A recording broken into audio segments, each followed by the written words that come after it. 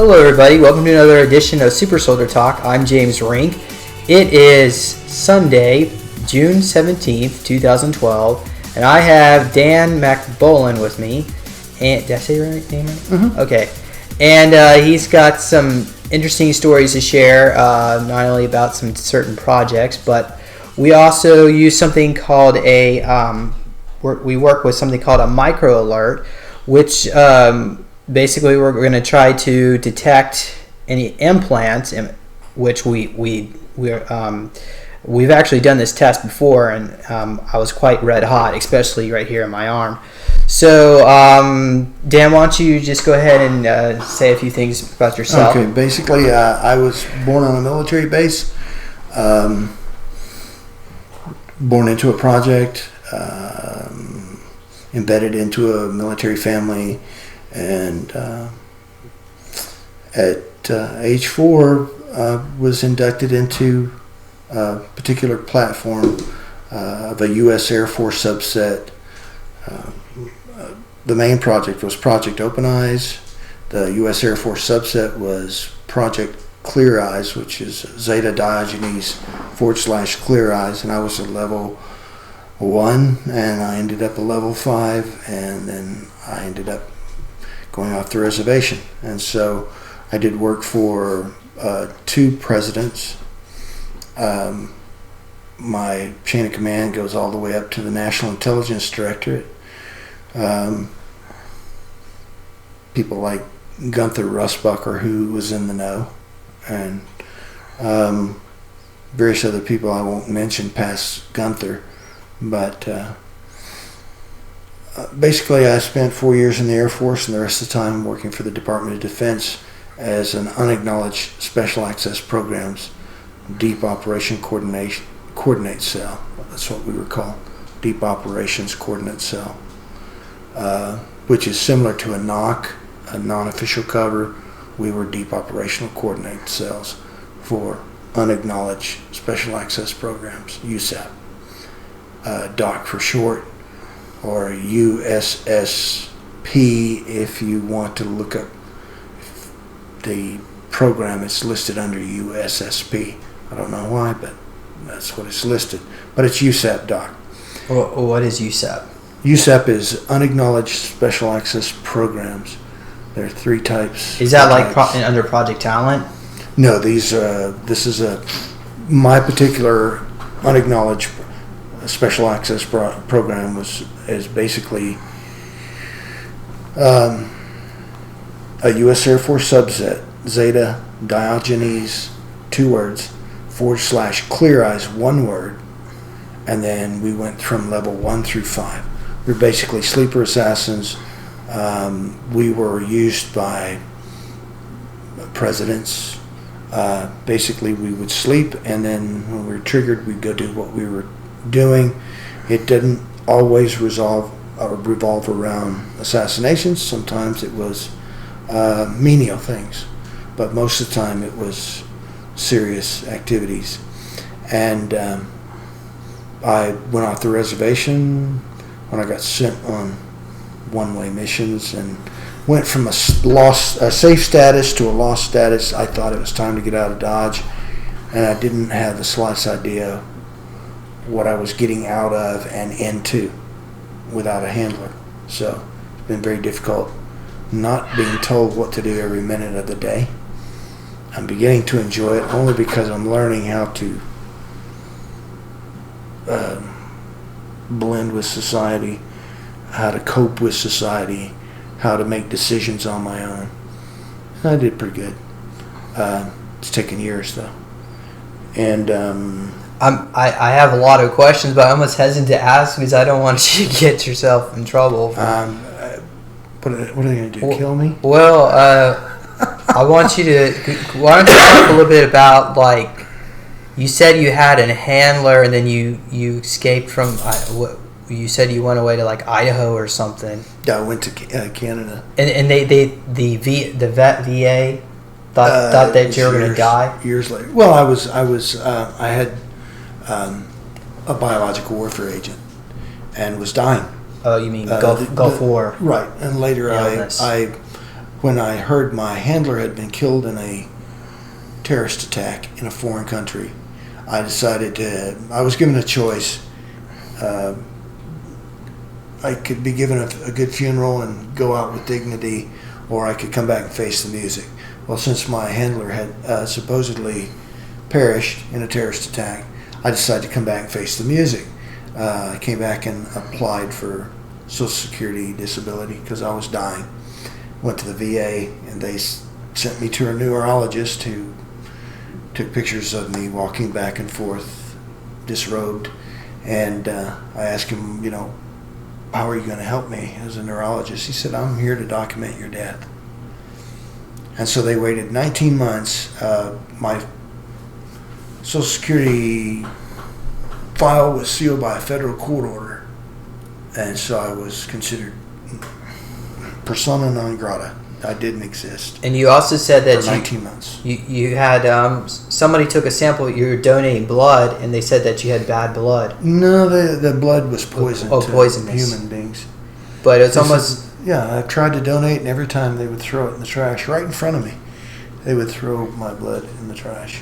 And they would take it is that and then test it and then throw it in the trash. How rare is that? I don't have a rare blood type as far as the typing goes. The thing is they would use a copper solution, and they would put the drop of blood on top, and it would immediately sink to the bottom. So your blood is not human. That's a normal test, though. I mean, there is a reason.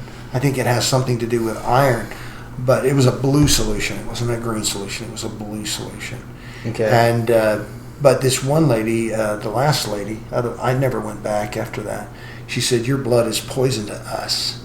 And I never did find out what she meant by poison and who is us. But you think that she could be like a reptilian or American something? Red Cross. Red Cross. Yeah, they're very secretive. Don't contribute to that. I've also heard that a lot of the money that people have been donating to like the Katrina relief efforts, usually, I don't know how many billions of dollars was donated, but it usually ends up in the hands of Bill Clinton or George Bush or something like that. Well, those of you that gave for Katrina at Norfolk Naval Base, thank you. Operation Dinner Out was a success. I'll say no more. You know who you are. Operation Dinner Out was a success. We did get in, and nobody else did. I think your cat wants to be in the video. Hey, come here, buddy. Is he up there? Can you see him? Yeah, he's behind me. Oh, okay. Well, yes. The other thing is, okay, so you, so you went away to Idaho. No, I went to the Canadian border. Oh, Canadian border, and they thought you were going to die, but you somehow... Actually, when I came back and filed... I had to go see the VA. I had no choice. And they determined I had an undeterminable disease. But okay, initially, all your files... Didn't you say all your files were erased or something? Or because they were expecting you to die? It took 19 months. All your... Right. Yeah. They all traces of you of being in the military were erased because they thought you were going to die. I did. Because you went I off was the able reservation. to bait and switch and get a document saying that my records were in the D-ring of the Pentagon. And this is in 1998. Okay. They're not there in the D-ring anymore after 9/11. Now I'm sure that they listen to this. Well, unacknowledged special access programs were the first one to disappear. They had a lot of fires, Yeah. But my sheep dip version is in St. Louis, but my classified version is in the Pentagon, or was in the Pentagon, the D-ring. And like I say, for 19 months they waited to see if I would die or not. And when I disappointed the CIA doctor and the attorney, the CIA attorney, I was given disability. And then the VA was forced to capitulate to 100%. You also said that you caught somebody drug muling on a military base. Ooh, yeah. Do you want to talk about that? No, not. Okay, not then today. we'll cut that out. Yeah. Do you want me to cut that out, or should we just not talk about it? Yeah, we just won't talk about it. But that's how. Okay. Well, it actually ties in because that's how I started coming off the reservation. it started little by little when I began to put two and two together and sense things that I'm supposed to sense, but I'm not supposed to talk about. But yeah. And it's interesting you said you're not supposed to talk about, because I've actually done reverse speech analysis, and I've recorded myself. Am I a super soldier? And when I play it in reverse, I hear, that's not real. I'm not supposed to talk about it. And it's almost like our subconscious minds have been programmed in such a way to... And that's the exact verbiage that is used when you deny an unacknowledged special access program. That's not real. I'm not That's supposed to talk not about real. That doesn't exist. it. I'm not supposed to talk about it. Or you never... But we are. You never say, I'm not supposed to talk about it. Of course, in your reverse speech or your subsurface syntax analysis, yeah, you're going to say something like that because you're being honest backwards, but you're being dishonest forward in your speech. But the bottom line is, these programs don't exist. I just happen to be in them. But they don't exist. And they're awful. And some of the things that they do... Do you remember trauma? Like torture? Waterboarding. As a 4-year-old. I was born on a military base. I was taken to a special hospital that is known for MK Ultra experiments. I still haven't got much information on that. Do you remember electroshock treatments or visor, like strobing lights or anything like that? I was a week old. Okay. I left there. I was brought there on the 7th or 8th day, and then, according to my mother, I was brought back 1 month after I was born, back to her, and then she was dying. I also heard, I don't know if you have any traces of this, do you have like any unusual scars from the experimentation you've been through or anything like that? I know Jeez, I'm one big scar, but most of the scars on the inside. Normally, I look pretty normal, but on the inside, I have tremendous nerve damage, myelin sheath damage where the nerves, the bundle, the insulator for the nerves. The myelin sheaths are scarred. Is that when you tried to commit suicide from that? Yeah, because I couldn't bear the pain of dealing with the mycoplasms, the Gulf War illnesses. And you were actually, you talked about that, how you fell in the bathtub and you actually damaged the wall and you're under the water. And I remember drowning. And then you said something about all your clothes being ripped off. Yeah. But 3 days later, I wake up and I'm laying on the floor in a supine position with all my clothes cut off in the most curious way. Even my boots cut off. Normally, if your boots are cut off, they cut the laces. These people cut the side of the boot right out. Just sliced it right out. I think I think that either the Zetans or whoever your star family is took you on the ships. They cut all your clothes off. Let me ask you. Did it look like it was like very perfectly cut like a laser, or is it a knife? They literally took the knife I was wearing and ran it down, because the knife is razor sharp, and they ran it down the seams on the front, and it was a Nomex flight suit, and they slid it down. Of course, with that knife, it's so easy. And then they cut the inside arch right from the top of the boot right down to the arches, and then just peeled them back, because they didn't cut the laces. It was like someone who didn't know how, or maybe someone that did know how to remove clothes quickly, but I had to learn to speak again. I couldn't talk. I know Cynthia Crawford, who's had some contacts herself with the extraterrestrials. When she tried to commit suicide, she took I think she took some aspirins or something that caused almost every orifice in her body was bleeding. They should have killed her, but she seems to think they changed her out with a clone body and they put her soul in it. I don't know if they can really. Maybe the ETs can do that. I don't know. Yeah, you can actually record the electromagnetic signature of the human body. I mean, this is known back in the 40s. Do you think they can actually pull your soul out of your body and put it in a clone? No, they could do that. But what if it was the ETs? You think? No, those guys can't. They wish they could. They probably would want to. Because if you can manipulate a soul matrix. Look at the ability you have. But they okay. According to Simon Park, so. I think that's his last name, from Armac, I believe what it is. He's had contacts with these mantoid beings, and they claim that when their queen dies, their queen mantoid dies, they actually can insert the soul into a new queen body. Insect species, maybe so. I don't know, but I know this: the aspect of transmigration or rebirth most likely does not happen. It's perceived to be that way, and most likely it's perceived correctly. But I'm looking at dimensional jumps or construct jumps. Okay. I believe that what's happening is a construct jump rather than a reincarnation or a reanimation in a new body. Do you want to talk a little bit about the quantum tunneling that you've been doing, or you have or will do? The aspect of the time travel thing. Being able to manipulate, distort time, distort gravity. What about that video? Displace time. The video? Yeah, that was sent to me by myself. I had an anonymous remailer. Nobody was supposed to know this, that I even had this. It was anonymous. And I got a video from there of me at much older, you can tell I have osteoporosis, maybe 75 if we start crunching the numbers. I'm 75 years old. And the guy with me I think he's around 71. A guy that smokes cigars and has a very peculiar way of holding.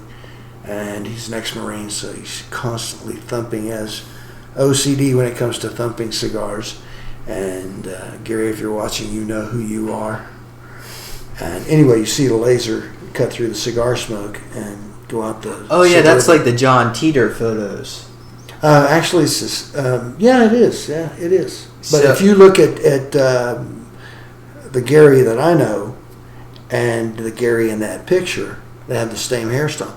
The Gary I know in this place and time, he's changed everything about himself. He no longer has that hairstyle. In that video, or in that shoot, in those pictures, he's holding the cigar like he always holds which is a very peculiar way of holding a cigar. Okay, so what is your connection to this Gary? Resetting Y2K, preventing Y2K. So what, your future self is trying to...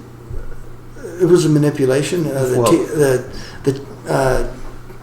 Teeter thing was basically to go back and recover an IBM 5110 and get this kid Teeter, who was not even born yet, to gain access to his grandfather's computer shop, because his grandfather wrote the programming codes for the 555 timer, which there's a jillion of them in a computer, and Y2K was bound to happen. The only people at 2001 ready, there was nobody ready. The only government agency that was ready, they were 75% prepared by December 31st, 2001. And what happened is these guys from 2034, 2036 came back and replaced a big floppy disk from the IBM 5110. They just took the old man's copy out and replaced it with the new and improved version, which wrote the Unix code out to, at first, 2075, and then later 2099. And the people, it's weird because some people remember 2075, the Unix code being written out, so that we wouldn't have another Y2K. Yeah, so they're going back in time and trying to edit the code so Y2K would happen. Right, they're changing the design of the 555 timer. And otherwise, if they didn't do that, we would have been on a timeline of destruction. It would have all computers would have rebooted to 1901. Right now, we'd probably be mushing through the woods eating insects, probably. And enjoying them, too, because if you're hungry. Oh, okay. Trying to. But anyway, that was some of those, provided they weren't radioactive. That was some of the stuff that started the whole thing was the fact that I got this video from my own email address, which is it's classified. You know, I was not, nobody even supposed to know I had this, you know. And anyway, I get this email in my regular email from my self, You and think your future self sent it to you. right. Do you think he sent it to you I from the didn't future? know. I didn't know who it was. I thought somebody from the company was messing with me, from the server company, and until I saw the video. I was just sent the video, no words, no introduction, no subject line. And then when I saw the video, and a family member saw the video and said, "When did you do that?" And then that person saw the result of the video and went screaming out of the room, wanting to know what. So that video is basically you holding some kind of device and opening up a portal. Right. It's Okay. a gravity distortion time displacement. General Electric. And Bringing things to life. you said that this actual video was taken in the 1970s. The place where the film is taken is called Jump Wave 1. The place is in Temperance, Michigan, and the house at that time belonged at the time that I had been in this house. I'd been in this house in 1976 during Thanksgiving in Temperance, Michigan. The house belonged to my girlfriend's father, and she had a very unusual name, easy to keep track of. I remember being in that house, but I don't remember what transpired that weekend. We broke up immediately afterwards. Was that pit? And Was she that would never see me? Was again. that footage of your future self, basically? The in time? individual that was in the video has the same scars that Okay. you can see when the laser is shown around. You can look along the edge of the arm, and there's a high definition version. Olaf Phillips, And if you want to he- give that up, give that back, you can see a scar here, and that scar is prominent when you look down the arm. You can see the scar there. Okay. And anyway, I'm pointing the laser around. I turn around, and I'm old, and I'm beat up, and a lot of radiation. That's what causes the calcification of the bones, is radiation exposure. Of course, So in that timeline, there was a lot of radioactivity in the atmosphere. when you walk through the Tipler's soil tunnel, you're getting blasted with cosmic radiation just for a split second. It's deflected at a 90-degree angle. You have to look at the Teeter stuff. So is there a way to protect yourself so you don't get radioactive? No, but we're enhanced from radiation. I've been poisoned with deuterium, DU, And cobalt, I think probably radioactive cobalt. I think I've probably also been immunized, I guess you could say. Of it. Yeah, I've drank deuterium in coffee. They try to get rid of me that way. And the guys who were there with me were supposed to watch me and wait and help with feeding me to the fishes, so to speak. They all died from drinking coffee made from deuterium. But you survived. Yeah, I don't think I didn't drink that much of it, or but my dosimeter was off the chart. It got tossed in the seawall off the dock. And they waited to see if there was any effect from that. Then Maybe the radiation exposure would cause you to severe depression. May have so. No, I mean, this is over the years. I worked I worked in classified places, doing classified stuff. Yeah. Building things that were really cool. Yeah. Secret squirrel stuff. And when people stumbled onto the projects, my job was to make them forget, or forget them. Terminate them. Yeah. And then it would be, that was what I was there for. Yeah, that's what's. We had usually 3 cover for action stories, and if one failed, the backup was my responsibility to institute the next cover for action story. If that failed, then we're on our last cover story, and that means exposure is imminent, and then you got to clean everybody you got to erase everybody that was even in the room if the final cover fraction story failed, and it did, and one individual had to be terminated. Then I went from a safe status to a lost status, and they sent me down to another place where they were going to take me out and chum me out on a boat. But I was forearmed. Well, I think a lot of us starseeds are protected by our star family who watches over us, and plus we can... And individuals, each other. We can, I've actually had an individual that you and I both know who came and drug my ass right out of the hot water. I won't say his name, but I don't want to upset him or anything, but I love the guy. The guy saved my life. Got me out of there, and then brought my car back with 3 bullet holes. I didn't appreciate that too much. Anyway,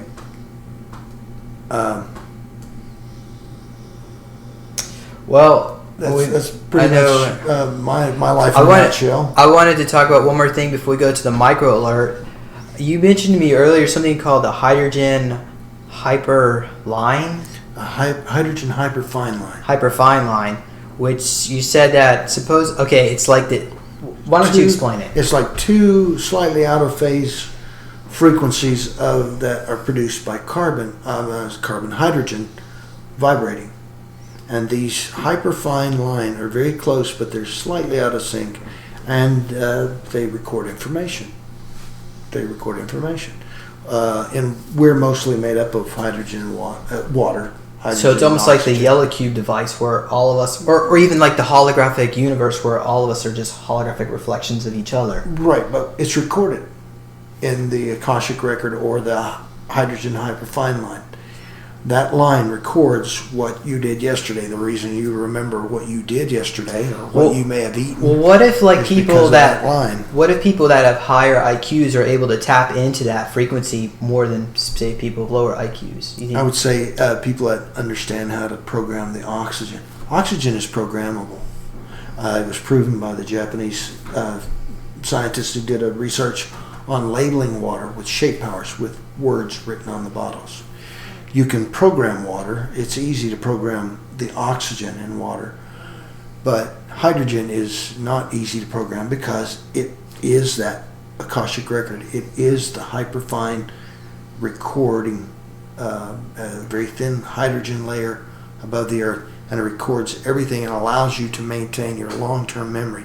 If I play with that, you may wake up in bed with someone you don't know, and you've been with them a long time, but you won't know them. And I was talking a little bit earlier about how there was, I don't remember which actually football game it was, but there was a football game, an NFL game, and people, there was some footage put on YouTube where people saw this light flying over the stadium, but apparently that light wasn't actually what was there. It was actually a UFO. It flew over the stadium at low altitude where everybody could see it, but somehow the MIB went in there and erased everybody's memory by doing this white flash of light.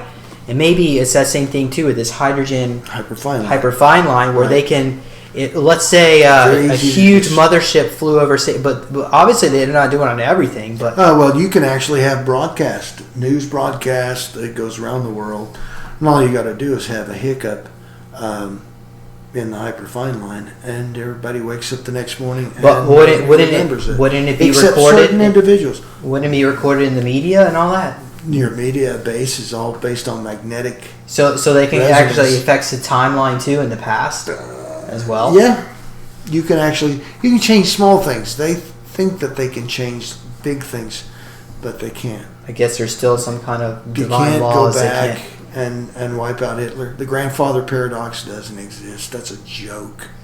So it's designed to keep you from researching further. Well, maybe that's what they're doing to a lot of Milabs and Monarch victims who are getting their memories back. Just earlier today, I was talking to my friend Max, and we were talking about how at JPL Labs, which is what Jack Parsons laboratory, is that his name, Jack or John? John. You remember the Parsons? Well, this has to do with Aleister Crowley. Crowley, Yeah. You're talking about L. Ron Hubbard. Yeah, and supposedly he feels that we might have died in that laboratory explosion, and they actually took our soul and put it into a body, and they do a lot of strange things at de-aging JPL. and stuff. I have friends at JPL. Yeah, so I don't know that's really the case. Not today. I've had friends at JPL. They don't work for JPL anymore. They work for someone else. Who knows what's really possible? But anyway, let's go into the micro alert here, and basically you're just gonna put this over the different implants. Turned it off. Turn this puppy back on. Oh, basically, what this does is it's a radio microwave alarm unit. We turn it up as sensitive as can be, and then we look for radio frequency waves.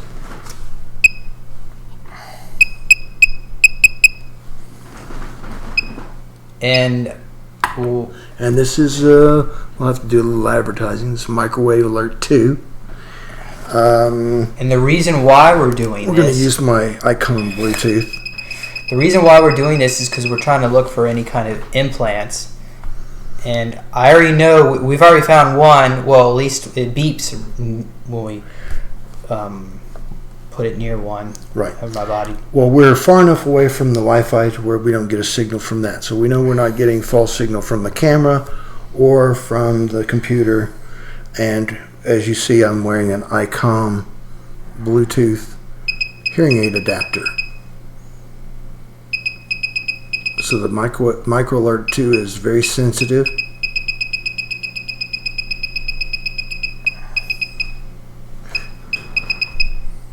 Okay, now I'm going to turn off my Bluetooth. And I'm going to turn off my phone. Should I do the same? Yes, please, if you would.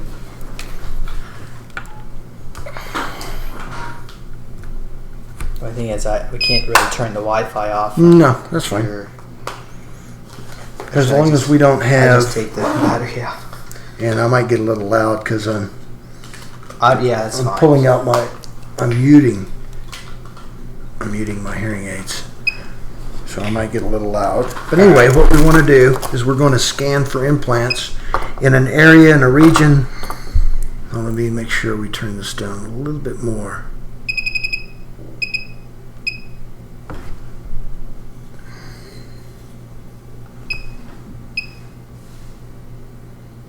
Is it picking up your implants?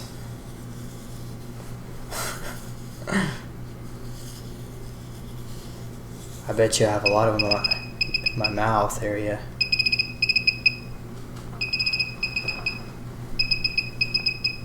Yeah, you got something. Now you have an injection site here, yes?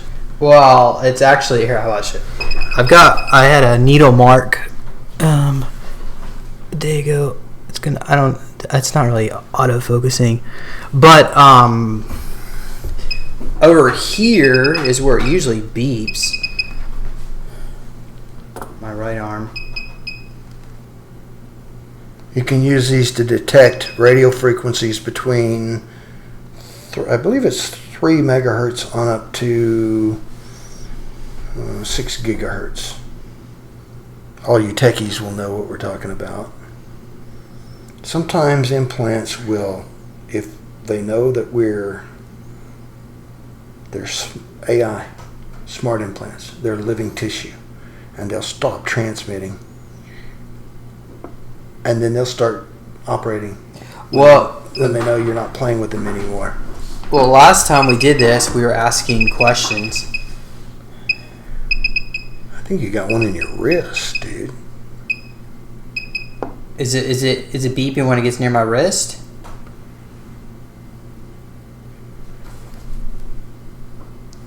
It's not me. And see, it shuts off again. Well, what if we were to ask it questions? Because last time you let's try this again. Okay.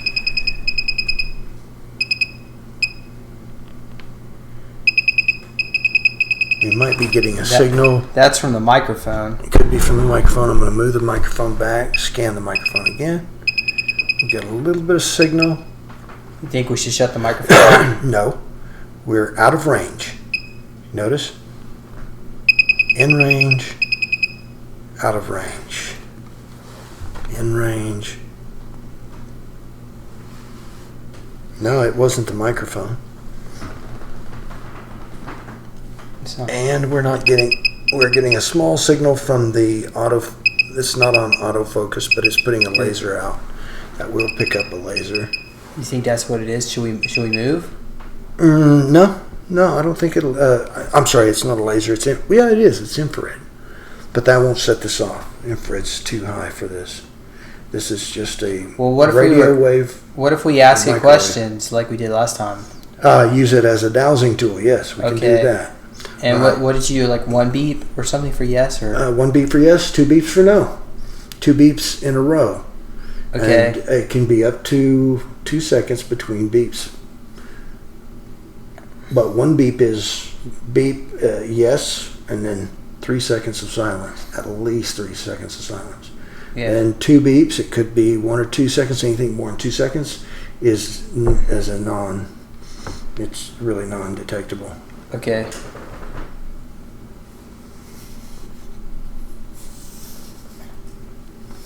A lot of times you'll have them in joints. I need you to flatten your hand for me, please. See, it looks like I got some more marks right here.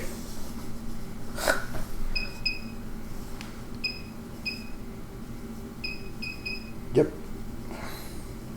Got one there.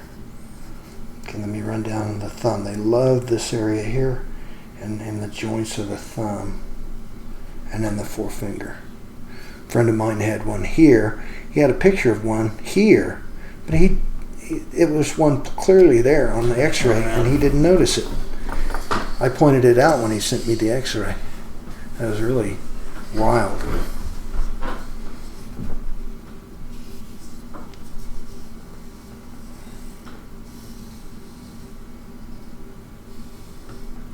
And we don't have any other spurious transmissions going on, and now this one turns off. I see what. So, well, hold on. Let me. If we were to ask a question, maybe. Are you an implant? 1 for yes, 2 for no.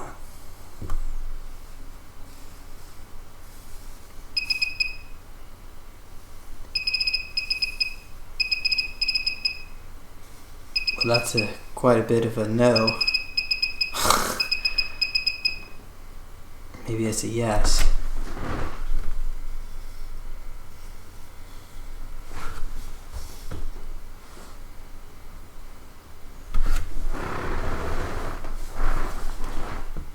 No, nothing from that. That was definitely a signal.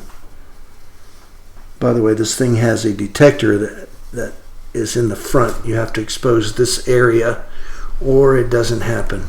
Sometimes you'll get signals that bounce in on the side, but yeah, you definitely got something operational.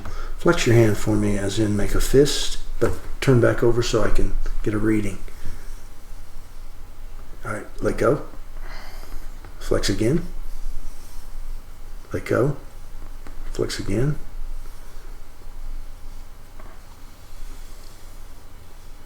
Okay, put your hand over this way. Palm up, as light as you can.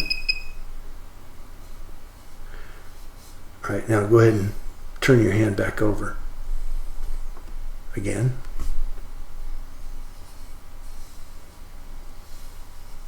So you can see the item is reading correctly. It's just we don't have full steady transmission because these things are transmitting at some times and not transmitting on others.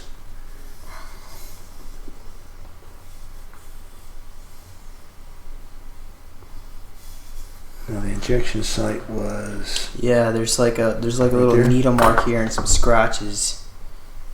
Hello. Okay, then spread your fingers for me if you would. You want me to put my other hand out? Well, we'll try that one. We just got to make sure we got this one good before we move on. So it looked like there was one in my wrist and then one one right right in here. One right here and one right in here. Okay. The insides.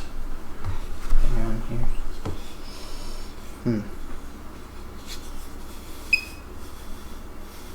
And there's that spot again. So there's like almost like 3 of them in here. Well, they've improved this so it will not pick up static. The old ones you could pick up static. Yeah, look at that. The old ones you could pick up static by rubbing it on hair, and it had a copper plate in it. They discontinued that model, and now they have something much more accurate. So you're transmitting from this side and this side, and one in the wrist. So there's maybe there's like 2 of them, one here and one here. It's transmitting. They could be communicating together. We'd have to have a frequency counter to find that out. Do you have one? No, not at this point in time. Not in a range that would make a difference. I've got one that goes from HF to 170 megahertz. Are they like $5,000? No, actually they're pretty cheap. But mine was like $350. But yeah. It only goes from 160 meters on up to 2 meters, so it wouldn't do us much good for the modern implants, or 105 megahertz on up. Yeah. And it wouldn't. We could get the actual frequency if we can scan close enough. All right, now.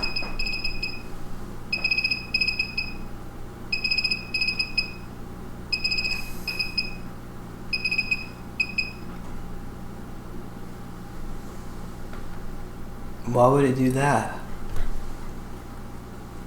It's interesting. Maybe it's satellite. You think could satellite? Yeah, it could be, because when LiDAR or GIDAR or MASAR is used, it'll go right through the roof, taking pictures. That's what a picture sounds like. If you're taking a snapshot, they're taking pictures of us and see what we're doing. Yeah, if they were taking pictures of us, that's what it would sound like. Well, how could they take pictures through the ceiling? Oh, LiDAR, laser radar. They take pictures with microwave laser, does it look like LiDAR, like a full color picture? I mean, if we saw one of those pictures, it depends on what kind of laser they're using, but you do get high resolution.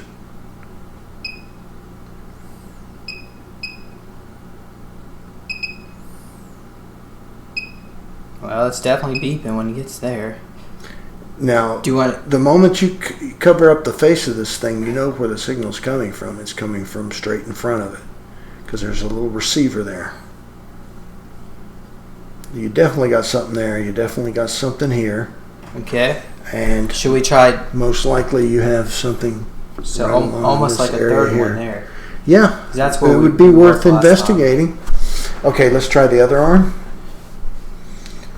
Okay, I'm going to run from your elbow on down here and spread your fingers for me if you would. Okay. Because at the joints, it's implants can work themselves out to the skin and pop out, look like a zit or something of that nature, a boil. Well, I got something coming out of my toenail. Yeah, you can have all kinds of stuff come in. A little rod-shaped object. So the whole idea behind putting the implants in is put it in gristle. You need to put it in connective tissue, so that it calcifies and embeds itself. Oh, lovely. Look at that. Right there in the wrist. Same spot as the other arm. Wonder why. It's almost like it's near a joint. It will always be near a joint because that's where your connective tissue is, your cartilage. We actually had one that we used one of these to detect in a baby's foot. The baby's foot got injected at birth, and the baby's foot was infected and putting off a signal. And so the doctor lanced the boil, and he pulled out what looked like a stinger. And he said, that's the most unusual stinger I've ever seen. He took it over and put it under the microscope, and it had I won't say what company, but it had an electronics company, and it had 8, like a spider. And it was bimetallic, and it was curled up, but it had not grabbed hold of. It had a small amount of tissue underneath this bimetallic material. They inject it in, it grabs the flesh, and then clamps down on it due to the lactic acid in the body. And what happens is it had a label from a company And it Why was would they be injected with a stupid needle. enough to put their label on there? Nobody ever thought that they would see these things. Now we're in the nano and femto level. Nano is 1 times 10 to the negative 9th power, very tiny, nanometer. And then you got femtometer, which is 1 times 10 to the negative 15th power, very small. And you said the femtobots make the nanobots. Right. Well, the femtobots actually manufacture nanobots that build things on a. They can build a complex nanobot. You can use nanobots to build bigger things, but you can't usually get nanobots to build nanobots very well. Do you think you can? But it's. Do you think that these are nanobots in me that are ticking off, or do you think it's? Well, it's got to be something that's registering or taking energy, because these run off of the electromagnetic signature of your body, so it's positronic in nature. Would that be like a fiber optic implant? Now it rings. Maybe it thinks. Maybe it's telling us that it is fiber optic. Are you fiber optic? There's a. Do you hear that? Tick-a-da-da-da-da-da. Yeah. Tick-a-da-da-da-da-da. That was a consistent signal.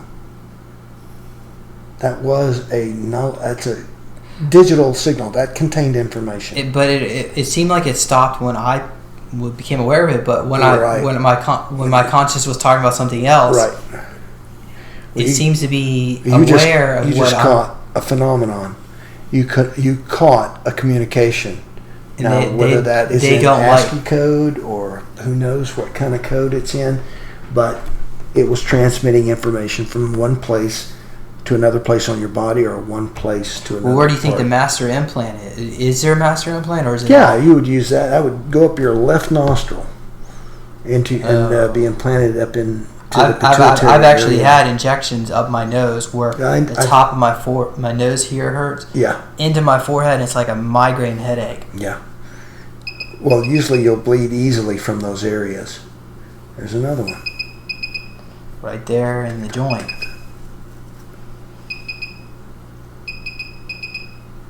Do you want to try asking questions? Go ahead. Were you created by the aliens?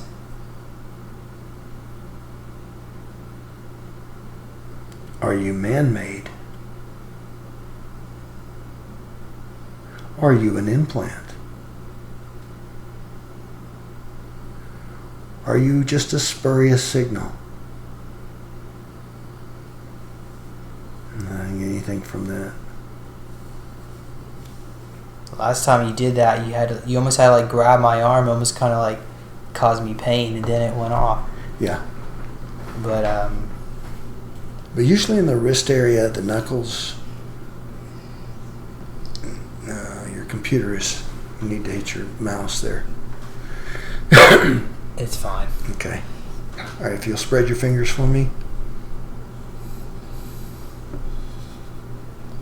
I have actually seen like my pinky finger, right around the fingernail. It was like cut back, and I saw like a rod, like a black splinter like object or something embedded deep underneath my fingernail, and the reason why I say it wasn't a splinter is because the same time that happened, I also had a scoop mark taken from my earlobe. Oh, okay, yeah. So I know that wasn't just me bumping into something. Plus, that splinter was in pretty deep. Well, I say splinter, it's probably an implant.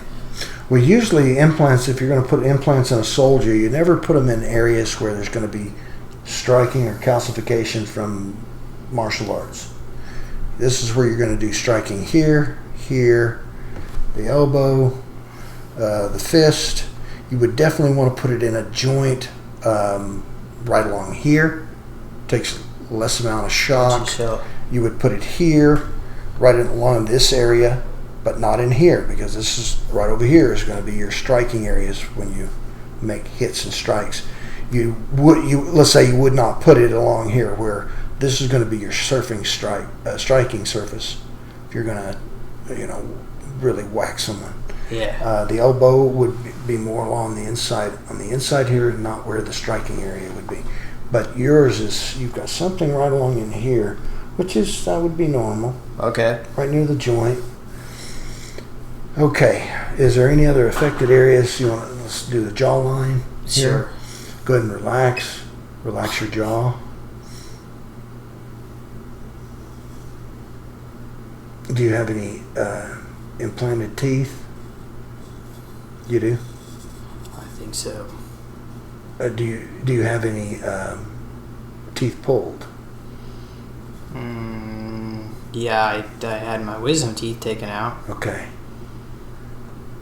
It's a good place to hide stuff. Is when you remove the wisdom teeth for absolutely no reason at all. Well, they said that you take them out. Yeah, well, a lot of times it's just for money's sake, but it's a great place to hide things. Bluetooth is great for that. Yeah, you got something there. And you're on my cheek right now? Yeah. My right cheek. Right cheek below the eye socket. I'm going to close your vision off here for a second. Go ahead and open your eye. Look around.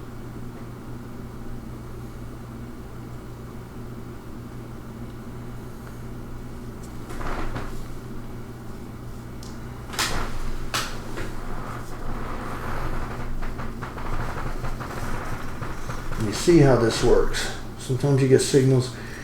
Some of the older equipment gives you a consistent signal. Earlobes are another good place. I've got a rod-shaped object in this earlobe. Yes, I noticed that one, and it moves. It's weird. It wiggles. It's almost like a polymer RFID strip. And it's in your ear. When you push it, it moves around. But you would think that if they have technology to do nanobots, why would they need to put something that's rod? They don't unless they want control. Okay. RFIDs are an everyday. I don't like how that sounds. Why is that beeping right there? So you got something in your chin. You got something in your chin or your throat. Let's leave it there for a moment. RFIDs are so small in the nanobot areas that you can put them in medication. And I can monitor the medication from the time you take it until the time that it's eliminated from your body. And it can take terabytes worth of information. And you don't have to leave the comfort of your own home. All this information is gathered up by remote sensing. And you'll find out information going to drug companies. And that's perfectly legal for them to put it in medication. And it's so small and it's so cheap. They ingrate it in as like taggers, RFID taggers. If you looked at the Heather material, Heather Anderson, which is probably not a real name, she says that Merck is tied into the Merck and Novartis, Zeta. Especially, Merck. Well, she said Merck had access to these projects, especially in super soldier alignment projects. Okay, don't. Okay. Yeah, because you go ahead and say. It was beeping, so I guess I meant said yes. I'm looking for a Bluetooth. Is what I'm looking for. An embedded device in a cavity. You don't have any cavities, though, do you? I do. I have one cavity that was filled. On this side? Trying to remember which side it is, because it's kind of like it's in reverse when you look in the mirror. I think I believe it's on that side. On this side. But there have been times when I felt like something been drilled into my gums. Oh yeah. And I've seen the damage. Yeah. And then there's other times, if I opened my mouth and showed you, you could see a scar. It's almost like they went from one side, like in my cheek, from one side of my mouth to the other side, through the bottom of my lip. They just took a long cut. Straight line cut. And so you can like see core drilling. You can take a sample. Not a core, but it's a line. It goes from here all the way over to here. Whoa. And is that satellite? They're taking pictures of us? Oh, I don't know, man. That doesn't sound like a picture. A picture lasts only so many seconds and it's off. So what? This is in your head, dude. Okay, that's my left temporal lobe. Now. Wait a minute. Hold on. Stand by.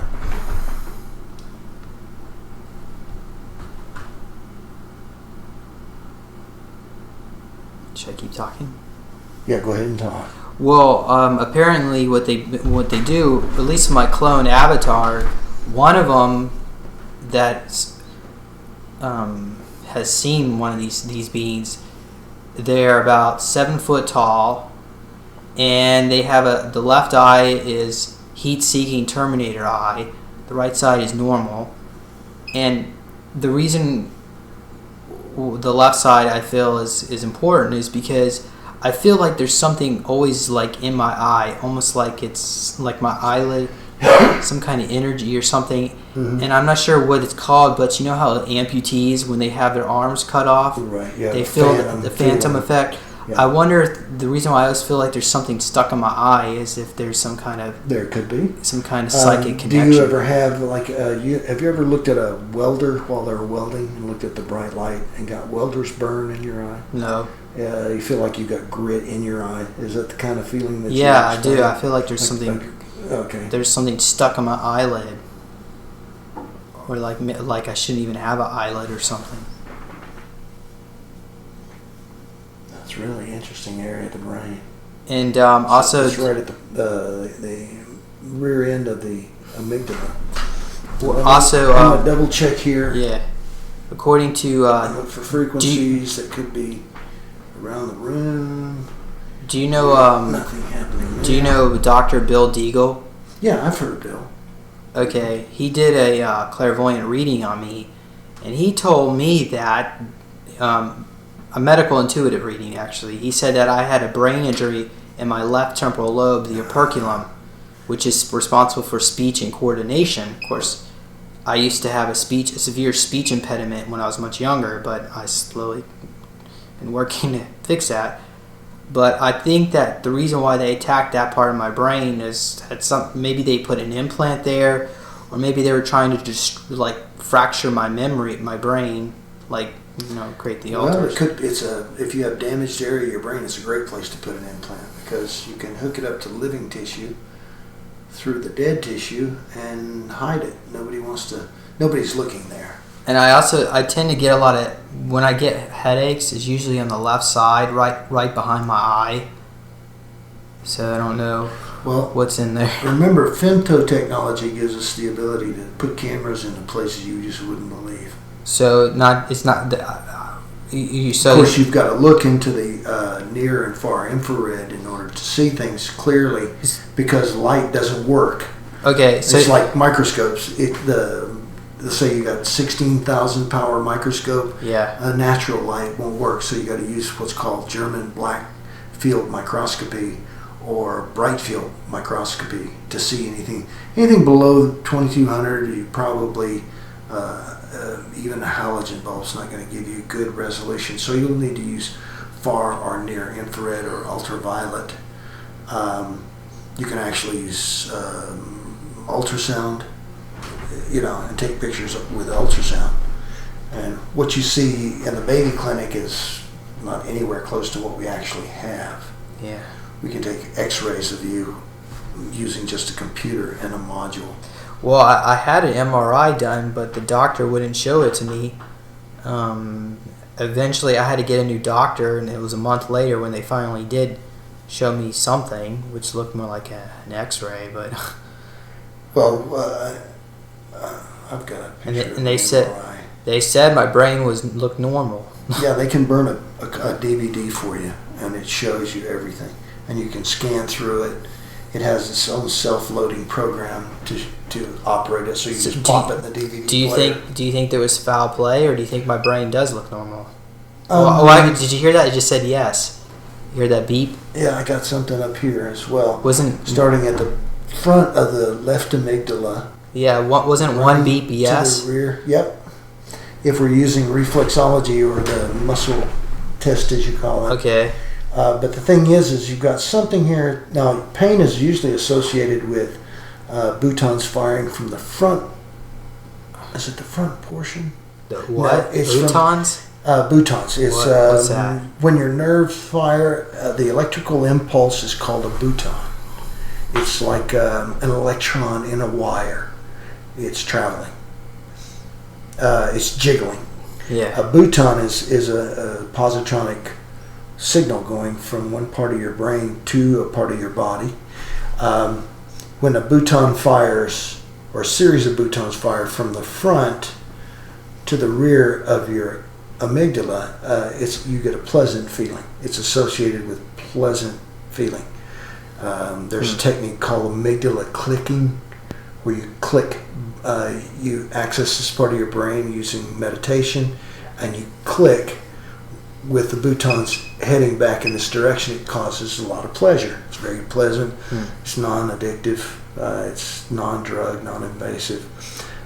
Anytime you get boutons, I believe, firing from the rear of the amygdala towards the front causes pain, or actually is an indicator of you're feeling pain. Could these implants be stimulating pain?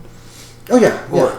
But why would they do that? Is it just a joke they're playing? No, or? It's reinforcement of programming. So if I like think about certain things, yeah, you can be prevented from thinking about. Because I remember seeing like a History Channel documentary about these stones in South America that had like aliens or something on it, and then my mind started hurting. So I didn't know if that was right. And you'll usually get nauseous. You get sleepy, nauseous. Well, I get the sleepy problem quite often. Yeah. Well, usually those are reinforcement program. Should I pull? You want me to move forward? No, because it's beeping again. There's a yes. Yeah, I got something right here, and I've got something right here.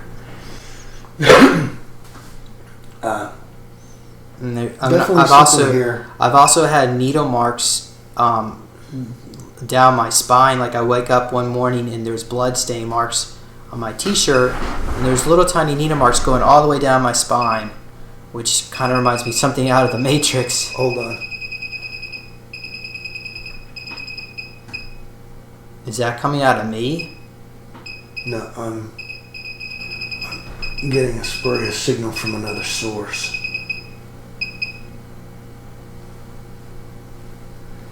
When I turn it around, so that signal is not being bounced off your skull. It's actually coming from your skull. You mean all that noise you just heard is coming from me, you think? No, I'm about 2.5 feet away from your head where the signal is emanating from around the room. When I have it this close to your skull, I won't get a reflected signal.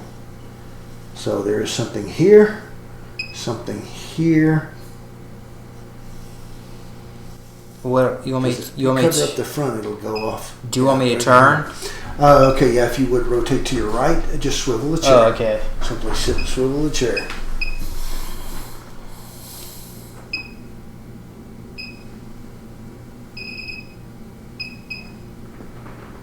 I'm looking for other signals so that we can isolate,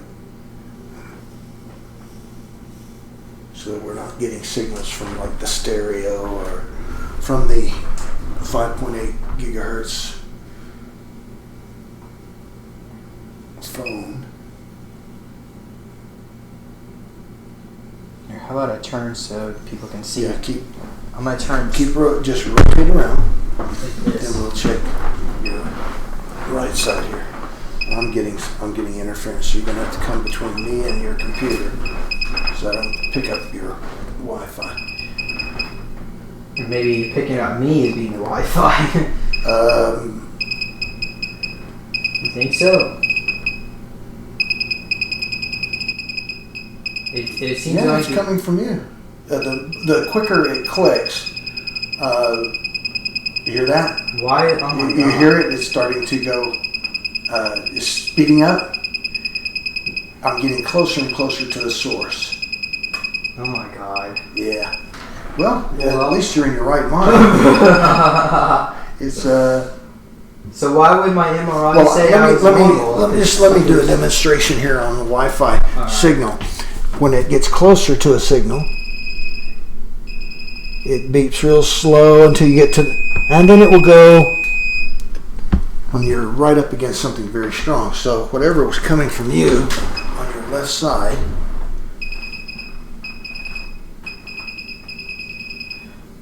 well, how come every time I'm on my cell phone, it feels like I can't even. You don't have your cell phone. No, I took the battery out. But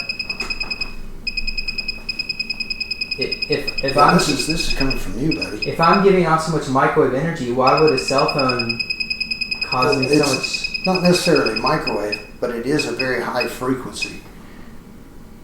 It may be even higher than microwave, because this thing only detects up to a certain point, and then it just goes crazy. Are people able to see that in the camera? Yeah. Mm-hmm. Okay. Now, why is it on sometimes and off other times? Let's check behind here, and then let's check. Oh, that's what that sucker is. It's the one in your earlobe. Yeah, that's I got this rod right here. And Yeah. And you've never had that ear pierced or anything? no, it showed up like maybe 3 years ago. Oh, okay. Just one morning it was there. And, well, that's when I first noticed it.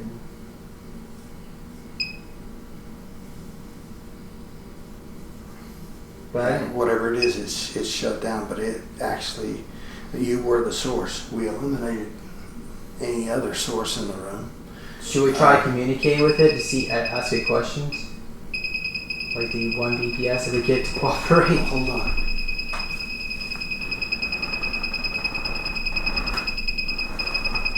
Maybe I'm microwaving the room here. No. Can we unplug that? Just turn it off.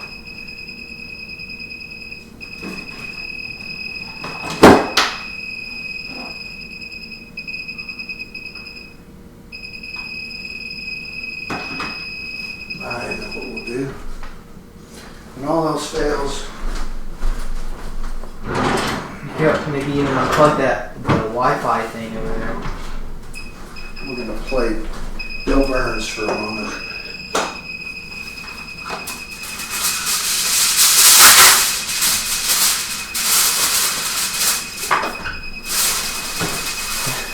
So he's wrapping it up with aluminum foil.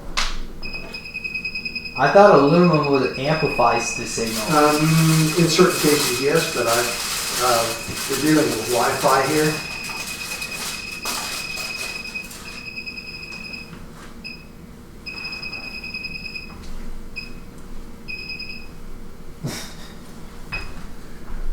I'm just reducing the RF to the lowest common denominator here. Maybe you could just make it less sensitive.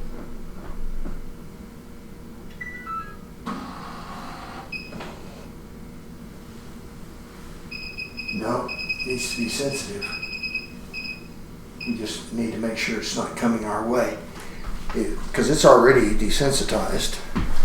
But the key is we got to make sure where the source of the you know, if we have a situation here, it comes back, then we know that you're the source. Because as you remember, if it'll start clicking slowly, the closer you get to the source, the faster and more rapid the clicking becomes. Okay, you just start talking about anything you want to talk about. Well,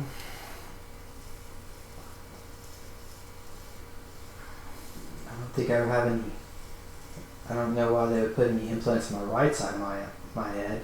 It controls your emotions. Okay. You can actually manipulate someone's emotions. Okay, let's. Where's that? I don't know. I don't know where that was coming from. It's interesting because I laughed and then it went off when we talk about emotions. So it seems to activate, like when I talk about certain feeling or whatever associated with that area where the implant is, then it talks back. It could be the other side as well. You mean interfacing with it verbally? Yeah, like we were talking about the header material earlier. And we got a BPS. Right. Anytime you're talking about classified information, inquiring minds want to know. Story classic surveillance systems are really good at picking up words, diphthongs, you name it. I've had somebody remote view Classified. one of my implants, and they saw something. It looked like an implant that was pumping a drug into my pineal gland, and what they saw it was pumping the drug into me all the time, But when they wanted to activate me, they turned it off, so I would become super psychic. And the inhibitors. And what I don't know. Actually, somebody else believes what might be going on, because in order to constantly replenish the supply of drugs, they actually have devices now that can teleport the drugs directly into the implant. Yeah. Just like they teleport me out of my home into a facility, they can teleport inside me. Yeah, Thiokol Portal Transport Systems is Thiokol manufactures that. Thiokol, yeah, they manufacture. They do the rebuilding of rocket motors for the old shuttles, grinding magnesium and aluminum. Yeah. And you notice you never see a rocket booster for, let's say, one of the shuttles on the highway. It's because they teleport them on big, huge pads.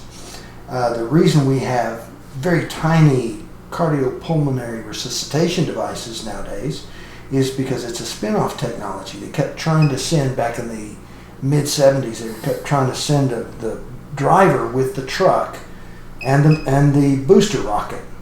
Problem is every time they try to send a human through, that person would die. So they would take something that looks like a double-watt capsule. You can see it looks like a digital angel. And they would basically insert it along the brachial artery where the brachial nerve runs down. The brachial nerve runs directly to your heart. It has a recorder. The minute that you drive the truck up onto the pad and the pad becomes energized, it produces a magnetic bottle which activates a little coil in here and charges up, and it records the P wave signal from the heart. As you dematerialize, it records the P wave of your heartbeat. When you rematerialize on the other pad, let's say in Ogden, Utah, the human would be inanimate, not breathing, heart not beating, and this little device would turn from a recorder into a cardiopulmonary, a heart stimulator. It would stimulate the heart to beat. Now, see, when we talk about certain things connected to that area, that's how, when you would rematerialize, it would restart the heart. It would basically give the heart its memory back. All right. And the heart would start beating again due to this very little minute shock from the implant running through the nerve that's already there, and the person wouldn't die. And that was, you remember Wen-Ho Lee, who was kicked out of Los Alamos? He was the one that was working on Thiokol's portal transports. He discovered, it's a Chinese scientist that had 51 indictments against him because he was a good worker. He would take his laptop. Because they thought they blamed him for giving well, secrets he said to the Chinese. it was a secret security. What it was is he would bring his lunch into the secure area and he'd just lunch while he worked. And that you don't do that. When you're required to take a break in the government, you're required to take a break. Well, he was making his coworkers look bad because he would work through lunch by eating his lunch, and then they made him go out into the second secure area. There's 3 secure areas at Los Alamos, and actually more, but he would take his laptop from there and go out in the lunchroom while he's eating his lunchroom. He's still in a secure area. You can't get past the other areas. Well, anyway, he was making his coworkers look bad, so they found a reason to fire him. But they arrested him and got him in a lot of trouble. But he solved the problem of the brachial nerve cardiopulmonary resuscitation device. And now they sell it as something called Digital Angel. You can inject your dogs or your pets or your children. Do you think vice versa, they could even give you a heart attack? Of course. If you stimulate that coil and it records I'm talking about the Digital Angel devices. Yes, of course. That's what. Yeah, I understand completely what you mean. Do you think they're putting that capacity in those devices? It records what the heart is doing. If you can make a contact with the implant and you record a heart attack and then replay that through the brachial nerve, sure, you're going to give a person a myocardial infarction. You're going to cause a heart attack. That's an easy, simple thing to do. It's like someone's car drives, their accelerator works on we call it fly-by-wire. It's computer-controlled accelerator. Yeah. You can target that car, access the computer, and floor it at the right possible moment and cause an accident and kill someone. That's why I was actually in a car accident like that, and where the car was fly-by computer, or the computer controls the gas accelerator. Well, the brakes. The person that was driving pressed on the brakes, and he said the brakes. It's almost as if they didn't respond, and he wasn't even going all that fast, but he totally. It's pretty easy when you use a computer, and you can actually sometimes this happens by accident because the computer fails for some other reason. But you can cause that as well. You use microwave on a car, you can cause the computer to fail, which causes a series of things to happen. I've also had somebody do a reading on me say that I had a lot of implants in my feet. That's one area we haven't checked. Okay, maybe we'll try that. Do you think we've tried just about everything except your frontal lobe. Now we're going to try that. Okay. We need to try. Maybe it's me. As soon as you mention frontal lobe, it starts going off. Well, your brain does produce a positronic waveform. So, and is that normal, or is that? Oh yeah. I mean, the thing is, Everybody does that. Not everybody. Oh. Not everybody. Some people have more of an ability, similar to a dolphin when they use echolocating using the dome in their brain. You put a scalar wave off your dome, you can actually hurt someone at a great distance. You can cause fires, start fires. You can cloud. Have you heard of cloud bursting? No. People use their frontal lobe to produce a scalar wave that's very, very weak, but it disperses clouds. And they're all far away, as they say in the movie Men Who Stare at Goats. But cloud bursting, I'll show you that sometime tomorrow. I'll show you. It's real easy to do. But you practice that, and what happens is it gives you the ability to isolate and get your subconscious working together to where you can produce scalar waves from your forehead, and you point your forehead at what your target is, and you can, like I said, disperse clouds. I've also heard that they supposedly, I don't know if this is true or not, but they did a lobotomy on my corpus callosum or something like that. Do you know anything about why they would attack that?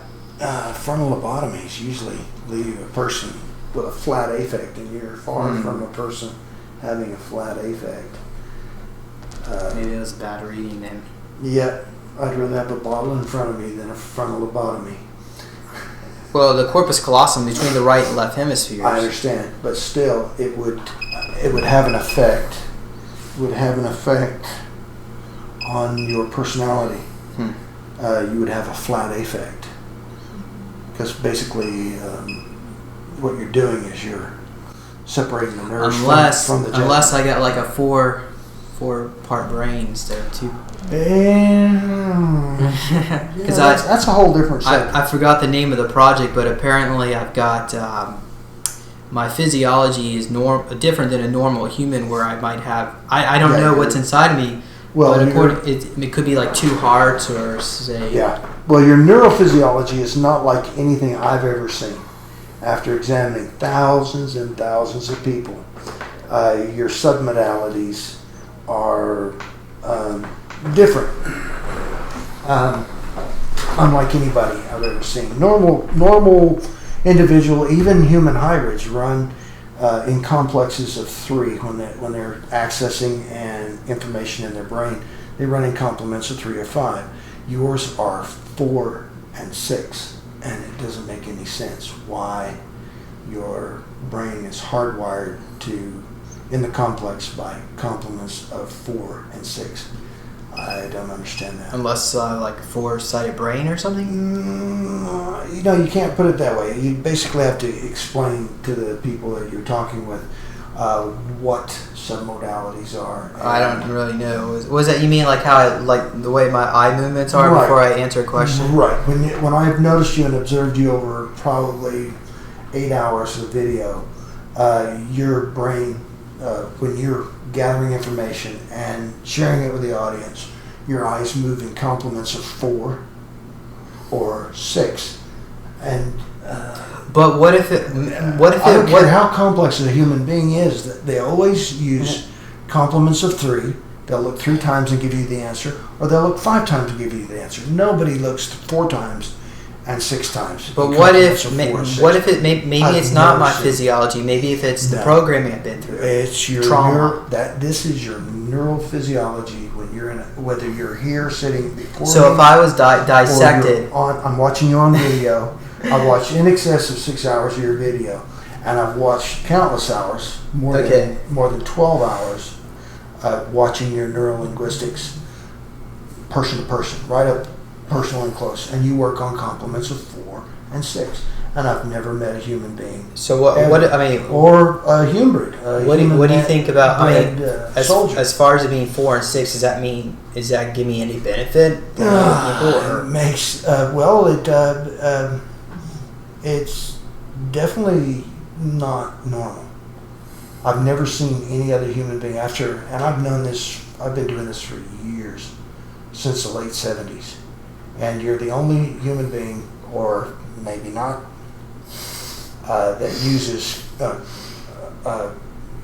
retrieving functions based on complements of 4 and 6.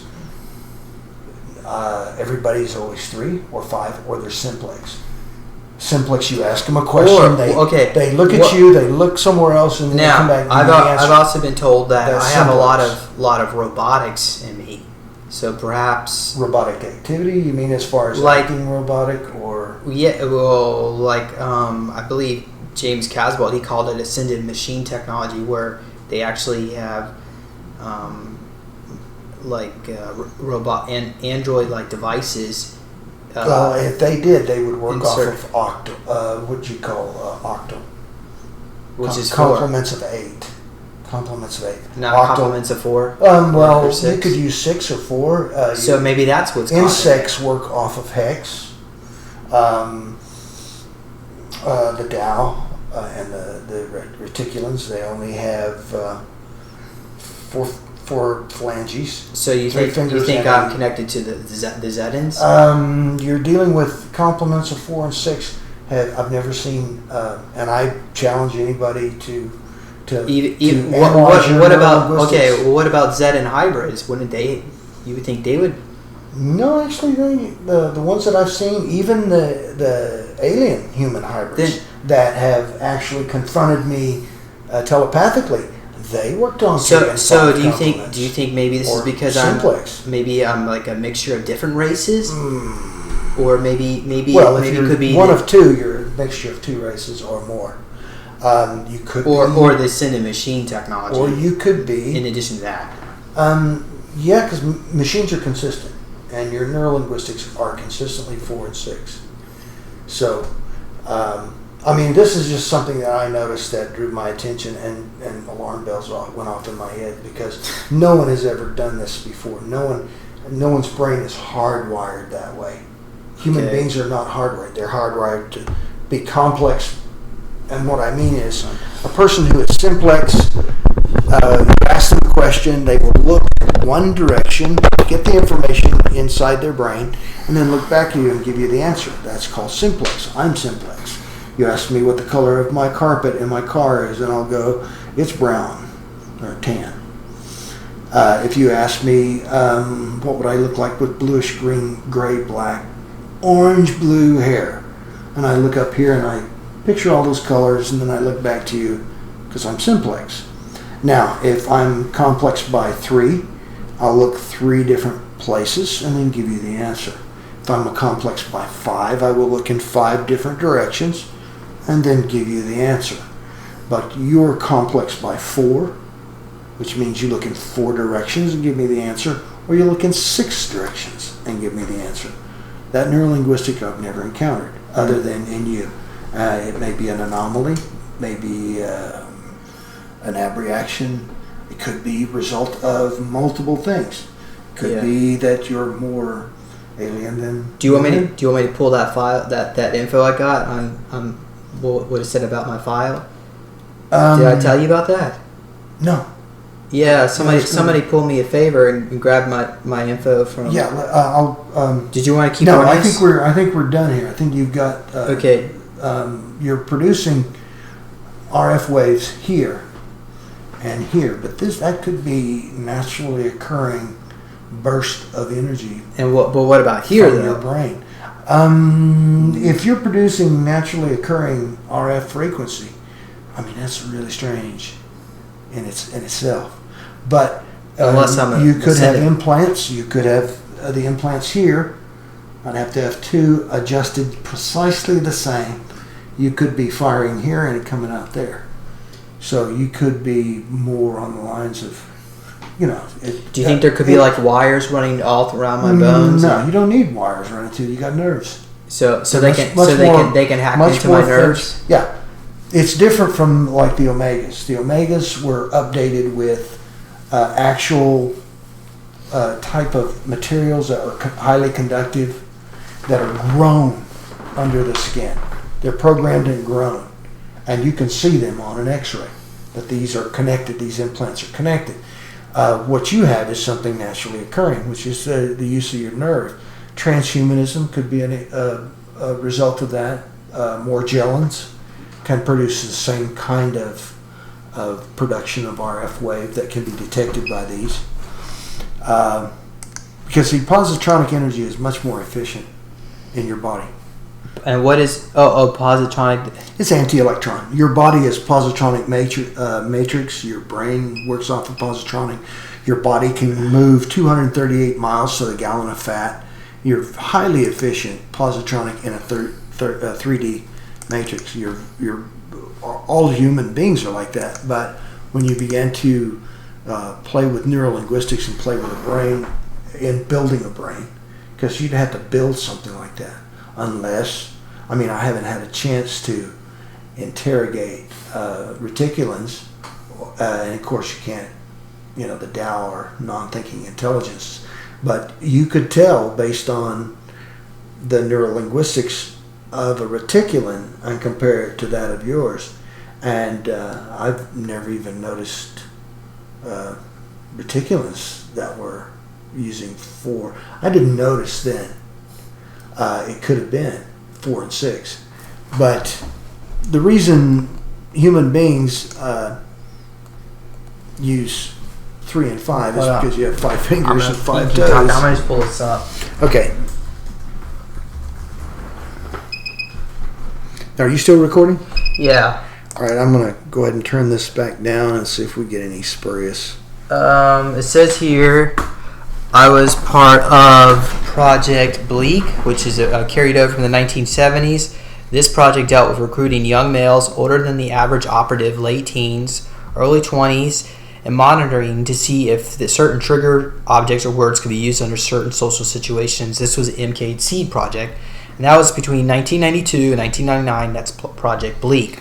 You would have to be in an unusual research project to qualify for this.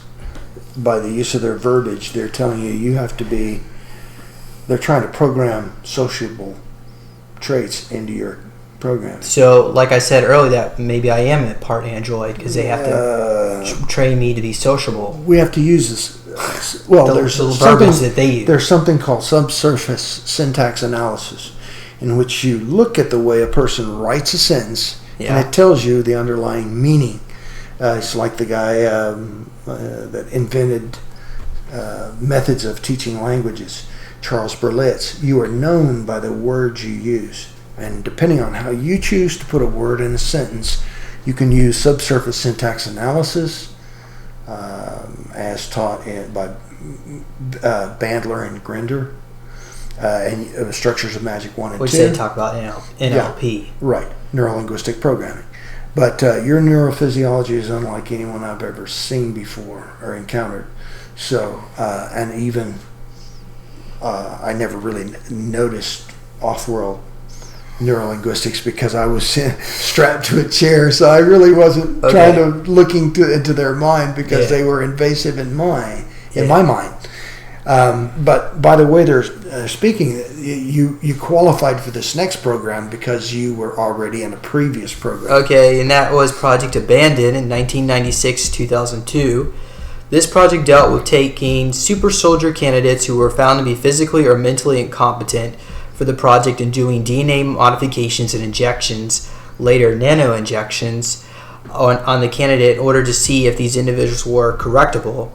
If these candidates improved mentally and or physically, they would then be moved on to super soldier alignment projects and begin trip seeding and alteration standards. Right, because that's very expensive. And that's done at China Lake Weapons Station. It's called gatewaying. We call it gatewaying. It's basically bores a hole.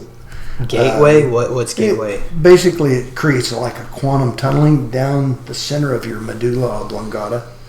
It connects the brain in such a way that you can process thousands times more information. Photographic memory. It scars the brainstem, yes. Of course, that's what causes brainstem scarring, which gives photographic memory. I don't have any memories between the age of 6 and 8. Could that? Yeah, could that could be. But that didn't. That was 96. I knew one individual whose son didn't pass the program, and they ended up having to institutionalize him. He was drooling on himself, and I mean, when they gatewayed him, they destroyed his mind. Yeah, but that doesn't happen to everybody. It's sort of like they don't scramble everybody's brain. Some people's neurophysiology just won't mesh with the gateway treatment. But apparently trip seeding you. If they're going to correct you, if they're talking about correcting you, they're talking about gateway treatment. Okay. Because that is what. And gateway is a trip seeding. It's a way of putting you in a chair and drilling a hole down the center of from your brain. Basically, it's not an invasive device. It's all using lasers and basically electronics that are hooked up to your body. And what they do is they basically bore a hole using quantum tunneling so that your brain becomes a quantum tunneling computer. When you say bore a hole, do they actually get a drill, a physical drill? No, it's nothing physical. No, it's all done electronically by frying your brain. Like microwave? No, we're talking about something much higher frequency, and we're talking about a very controlled process. This is an alien-based process in which they open up this hole and basically turn you into a supercomputer. They may not use you for computing, but they can use it for your memory, downloading. But the gateway increases your intelligence quotient. It really pumps it up there. You could come in. You'll most likely come in at 121 to 140, 142. What, IQ? Your IQ, yeah. Okay. You come in as that. Yeah. And when you're done with the gateway, should you survive the gateway treatment, you'll be pushing over 200. And because it apparently allows your brain to you become more left-brained. Let me put it that way. You become more less logical and far less emotional.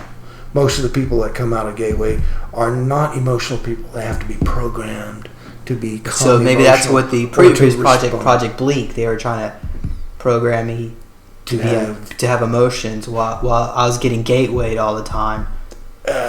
Well, the thing is the Gateway is a singular treatment. You don't go back and do it again and again. But you can use, but to access the gateway, of course you're going to have to sit in the chair. But according to this, I was part of... If your trip chair is what I think it is, and it's actually hooking you up so they can download what you know, sure. But as far as Project Abandon is concerned, apparently I was one of the failed projects. But it doesn't matter. But they tried to they were able to correct me, is what I'm trying to say here. Right. They were successful. But the problem is I'm a failed project, but they still experiment on me. They are doing genetic testing down at a major university that is known for mind control. They actually were successful correcting me under Project Abandon, and I just wanted to mention that. So maybe on one hand, Project Bleak, they were trying to correct my emotions, but Project Abandon, I guess, they're trying to fix everything else. They can't. Well, the thing is they're always using the old master plan. Basically, neurolinguistic 1 and advanced neurolinguistics. Then you have this grief concept on how you deal with social situations, and then you have conflict management. To save money, of course you're going to take whatever you throw on the trash heap, you're going to pick it up and try to fix it again. And if you can't fix it, you find out what went wrong. So the next time you create something, you have a more perfect piece of work. But the concept is you've got to use what you have. Conflict management relies on reducing the conflict to the lowest common denominator and controlling what's left over. And so if they're still experimenting with you and using you and trying to trigger you, the more complex and the more you refused, the more they're interested. If they're able to do it and it's easy, then you're not an interesting subject. Okay. If you keep refusing, you become you mean I go off the reservation? Yeah, you become an object of intense interest. Oh, so that's why I'm getting these daily needle marks. Right, because but there's something here's there. The thing. I mean, they're so close. They're still using me, my clone avatar. So I mean, why would they even care that I'm talking about this stuff on the internet? Because they're expensive, very expensive. Where do you think all these $1 dollars go? I got a price range. They cost anywhere between $1.2 to $7 million per clone avatar. And not only, I mean, I could have 20 of them, but on top of that, they clone your family members, your friends, everybody. Black projects will spend billions of dollars on one individual.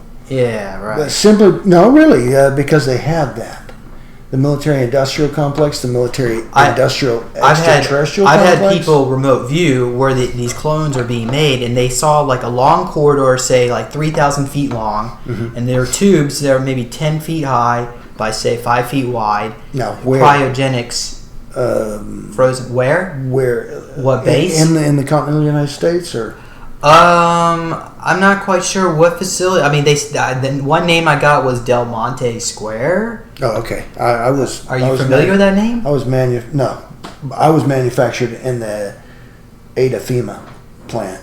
There's if you go to the Ada ammunition plant in Ada, Oklahoma, and go about 1,000 kilometers, they talk north about of that, and go straight down. You have the world's largest FEMA cloning center, and that's where I was incepted and then implanted in the military base nearby. Dr. Peter. Well, no, I don't think he was a doctor. He was Peter Beater of the Import-Export Bank. He talks about this stuff before they killed him. Yeah, and he said a guy I worked with. And there was another one under Mount, I believe Mount Hood. I suppose there are like two major cloning centers. I don't know if they're still around. Like that intel is probably like 15 years, 20 years old. Well, I'm old, and I was incepted in the Ada plant, and this is a long time ago. Yeah, over 50 years ago. They probably got some. I also heard the name of the facility that they take me to is called Jackson's, at least, or the place where the chair is. Is Jackson? Yeah, that I don't know if there's another name attached to it or Jackson Hole. I don't know, but the name Jackson. Jackson Hole, Wyoming is there's a place up by Big Springs in Wyoming that's just loaded with tons and tons and tons. They're so bad that you can smell the feces coming out of the river from the reticulants. That's they probably have so many graves there. When they feed, they dump all their waste material because they feed like the reticulants feed quite often. The Dow only requires what are they feeding nutrition. They're feeding on cattle. If you notice, if you're coming up Highway 80, you'll notice trains 4 and 6 trains deep going from east to west, but there are no turnaround trains. They're going down and spiraling under the mountain. Oh, so really the covert government's buying them cows? Yeah, and they feed off these cow. Well, at least they're not abducting them and they pay for them. But you can smell as you're coming from Utah or the Idaho border, as you get closer to the river near Big Springs, you can smell an acrid cinnamon smell, rotting, rancid cinnamon, and that's what reticulant shit.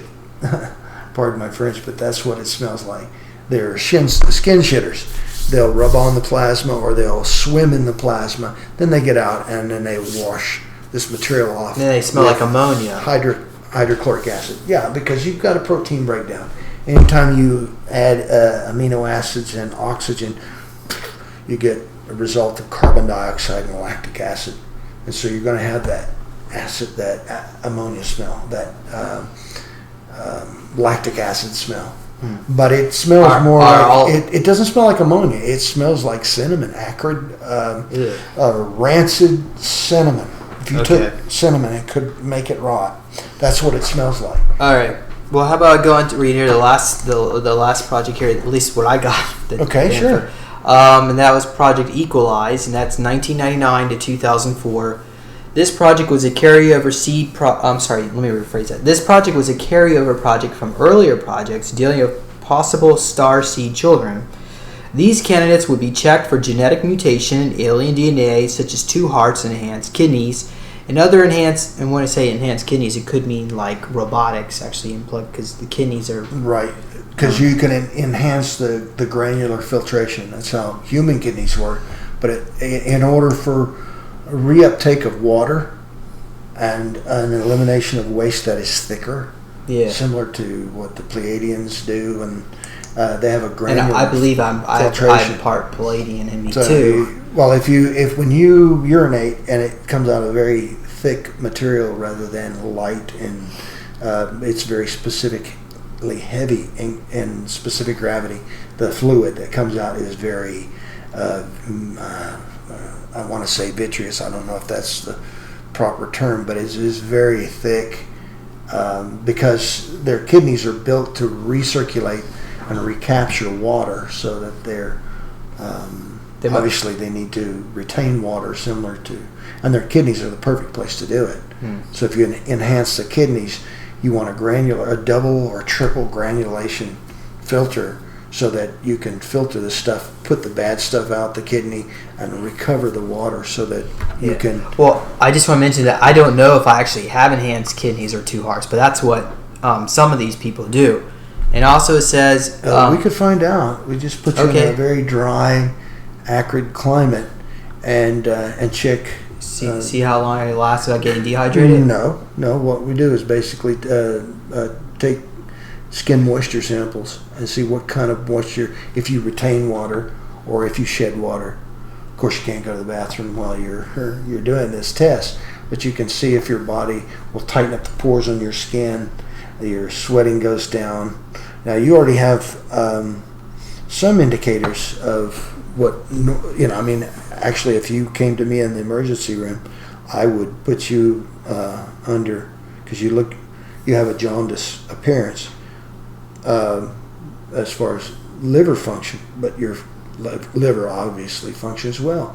Otherwise, it would show up in your eyes. You would have a yellowing in your eyes, and you don't, but yet you have this discoloration, which is I'm not.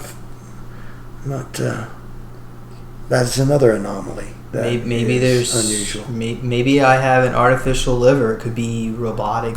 Because that's part of the Ascended Machine technology. Well, like I say, your skin tonus, it looks. I mean, when I first saw you and shook your hand, I first thought maybe you did leather working or something where you were dealing with tannic acid. Because I noticed on the inside, either you're extremely jaundiced, but it would have to show in the vitriol of the eye, and you're not jaundiced at all, but your body has a jaundice cast to it, which is it's unusual because it's well distributed, perfectly balanced, and like I say, if you're dealing with other programs, sometimes you'll go along in 3 or 4 or 5 different programs because you qualify.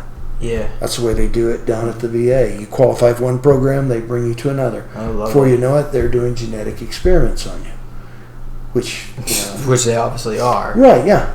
And if they're doing it on a daily basis, then you're a subject of intense interest. Study.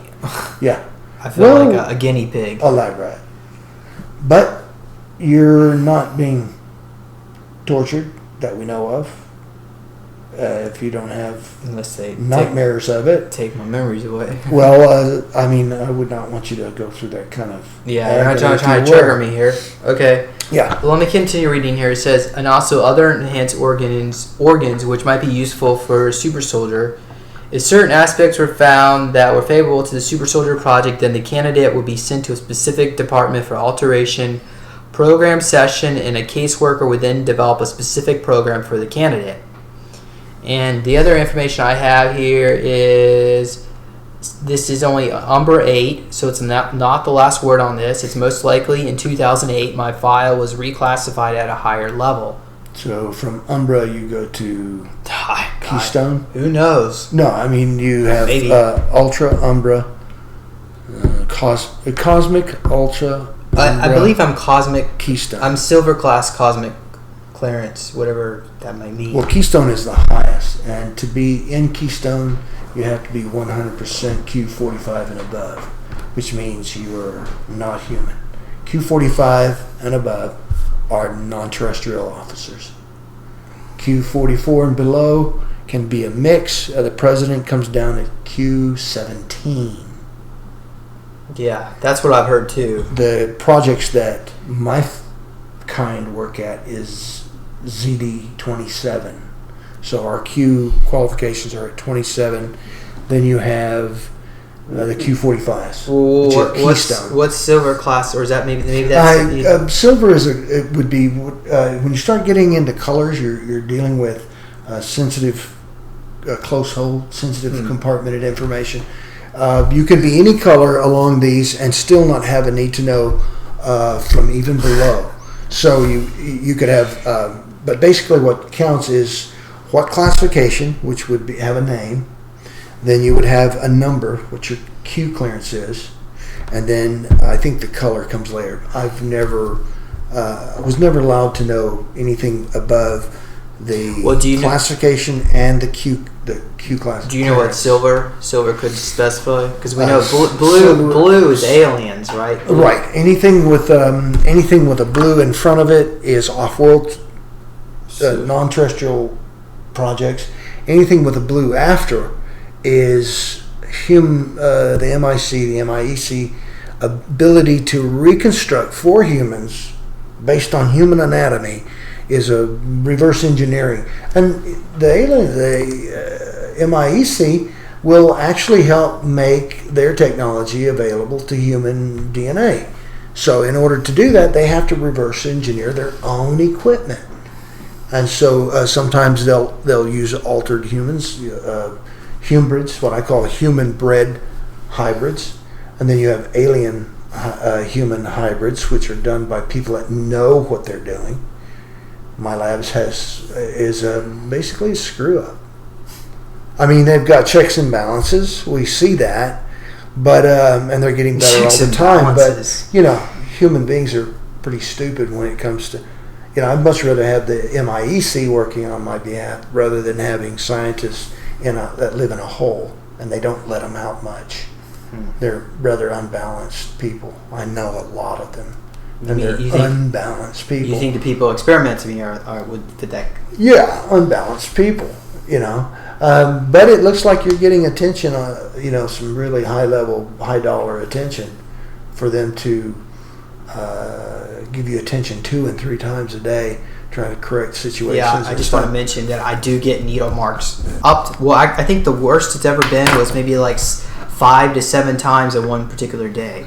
Yeah, and that's insane. That's aberrant. That's aberrant right there. They're just. I mean, that gives you. That was like as far as 3 people hours. Being taken, you can be taken and in a microsecond return. Yeah. Gravity amplification and what do they call it? What do they call that? Gravity distortion, time displacement is. We've had that since 2000. CERN learned about that in Switzerland. There was somebody who's from CERN that tried to add me on Facebook, and I had somebody came to their attention. I had somebody look into him, and he's not who he claims to be. Well, CERN in 2000, CERN learned how to manufacture microsingularities. They accidentally produced one, but they had all the recording devices on. So what they did is they went back and determined how they could produce a microsingularity with extreme low voltage. And now, when I talk to the rocket scientist from Brunswick, now this is an old company. He had been what he calls sleep nap many times, and he would come back with 3-finger marks and scrapes like I've had like a claw mark on the top of my shoulder like this, like 3, like imagine like 3 fingers. And what was kind of interesting is I was sleeping in a sleeping bag when I woke up, and I saw that, and it was a mummy sleeping bag. So they were trying to get you out of the bag. Yeah. Well, I think that was Grace. I've seen reptilians. Yeah, it could most likely Dow, because Dow are very strong. They're very short, but they're strong. And the Dow are like what you would consider not so loving creatures. No, they have no emotions. They're non-thinking intelligences, but they are controlled by a reticulin. One reticulin can handle up to 3 and 4 and 5. So why would this reticulin try to constantly target me? Maybe I'm part of their family, or it could be. Maybe they work for the government. No, well, you have the MIEC and then the Military-Industrial Extraterrestrial Complex. These are military and non-terrestrial officers working together to produce a better product. Then you have the Military-Industrial Complex, which manufactures the nano, the femto, the exo materials nanites and stuff that allow the MIEC to do what they're doing. The MIC is very big. The MIEC is very small. These guys are feeding these guys with materials, because the materials are meta materials, memory materials, memory metals. We've got things that'll do just amazing things. I won't go into some of that because that's classified.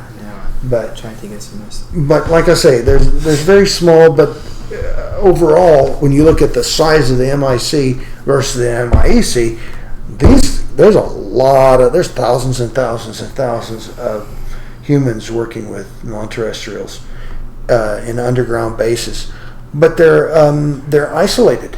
They're isolated mostly to the southwest, because we can't get treaties with anybody else. You mean like they're in the Indian, underneath the Indian tribes? A lot of guys, a lot of off-worlders will not make a treaty with us except in certain areas. And one of them is they won't have an exchange in technology unless they get something worthy of trading technology.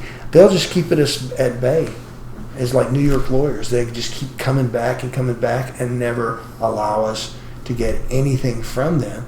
Except we got this treaty with you. We'll cohabit with you, but we're not sharing information. That changed in 1964 with, let's say, the Tall Whites in Nevada, up in the Tonopah Test Range 1 and 2. They did break down because of a certain person who now works at Sandia Laboratories as a physicist, did something really nice for the ambassador, and as a result, we gained Have Blue and Tacit Blue technology. That came directly from what kind of technology? Have Blue. What is that? HAVE, Have Blue, and Tacit Blue technology. What does that do? It gave us a flying machine that worked off of ion propulsion, and we now call it the Hopeless Diamond. Is that the TR-3Bs? No, this is actually a Tier 2 class aircraft called the F-117, the stealth fighter bomber. Then you have the B-2, which is supposedly a flying wing which uses propulsion. Yeah, they use high-grade propulsion engines to get off the ground, but the moment they go dark, they use ion propulsion, which is... they have like dual systems. A friend of mine was working on the avionics, and at one time one of the pilots had left the panel off, because when you get out, you have to secure these panels over the gauges because they're classified. Well, the guy left the panel off, and he looked at the airspeed indicator, and it said 22.9 Mach, and then it hits a red zone. And what do you think of So red the zone? F-117, do they get crushed, or is there a gravity eat. field? Well, actually, when you approach and you distort the ascension zone, you actually can distort the event horizon, and it can eat the nose right off your aircraft. Similar to what happened to this UAV that came down Iraq? flew out. Iran. No, this one that just flew out of its own skin. It stripped right out of its own skin. It was a Mach 6 aircraft, and they were using conventional rockets. They weren't using gravity amplification to fly this. They were trying to actually... So at Mach 6, it was tearing itself apart? It melted the front But this thing's going Mach 22. Yeah, but we're talking two different things. We're talking chemical rockets versus gravity distortion, and gravity amplification. And you think the max speed is Mach 22 on those? On a F-117 fighter, which is old and antiquated. Came out, it was well used in the 70s, the mid-70s, and was declassified in 1980, right shortly before the project manager died. That's why they came out with it, because it was old and antiquated. We had Tier 3 already operating. They have to at least bring something public so people don't start asking too many questions, Yeah, and they wanted to show what this guy did. And what he did, they have no idea what he did. But you take off with standard propulsion, big noises, roar, everybody gets a kick out of it. It's great for red flag exercises. The off-worlders come there once a year and watch all these noisy aircraft. And they love it because it's mechanical, things that move and pop, click, and whistle. And they're fascinated because humans are fascinated by things that pop, crack, and whistle. All the ET stuff doesn't have moving parts, never wears out. All our stuff it's entertaining to them. But anyway, when they come for red flag exercises, these F-117s can move at up to 22.9 Mach before they deviate that ascension zone. Of course, now they don't even need that. I mean, they can teleport. So what's kind of like that's Tier 4. When I mean Tier 1, conventional aircraft. Tier 2, stealth aircraft. Tier 3 is battleship. In the hectometers. The Tier 3 battleship, the Tier 3B is a battleship. It's in the hectometers. It's bigger than a carrier. Two football fields. It's bigger than a carrier. Let's just say it's two cities. How many think they got of these things? They have 20. We have 20. 20 I can imagine units. that hangar under Area 51. That's where they're keeping them? You don't hangar these things. But they keep them in outer space? You fix them in space. But that's the thing. They're the too ETs big. will keep shooting them out of this. No. We own the night. We own the night. So? Yeah. We got stuff better than that. Then you go into what's from Tier 3 into Tier 4 disc interference, which is basically you roll the disc out, you load the armament onto it, it rises up 20 feet or 30 feet off the tarmac, blinks out, reappears over the target, dumps its load, blinks out, reappears over the tarmac, and lowers down, and it's wheeled back inside. Or it's reloaded, refitted for another sortie with advanced weaponry. But they can basically disappear here and reappear. It's a bilocation type thing. That's Tier 4. We got Tier 5, Tier 6. We got stuff that is amazing. Just amazing. But no one's going to talk about that until you get up in the...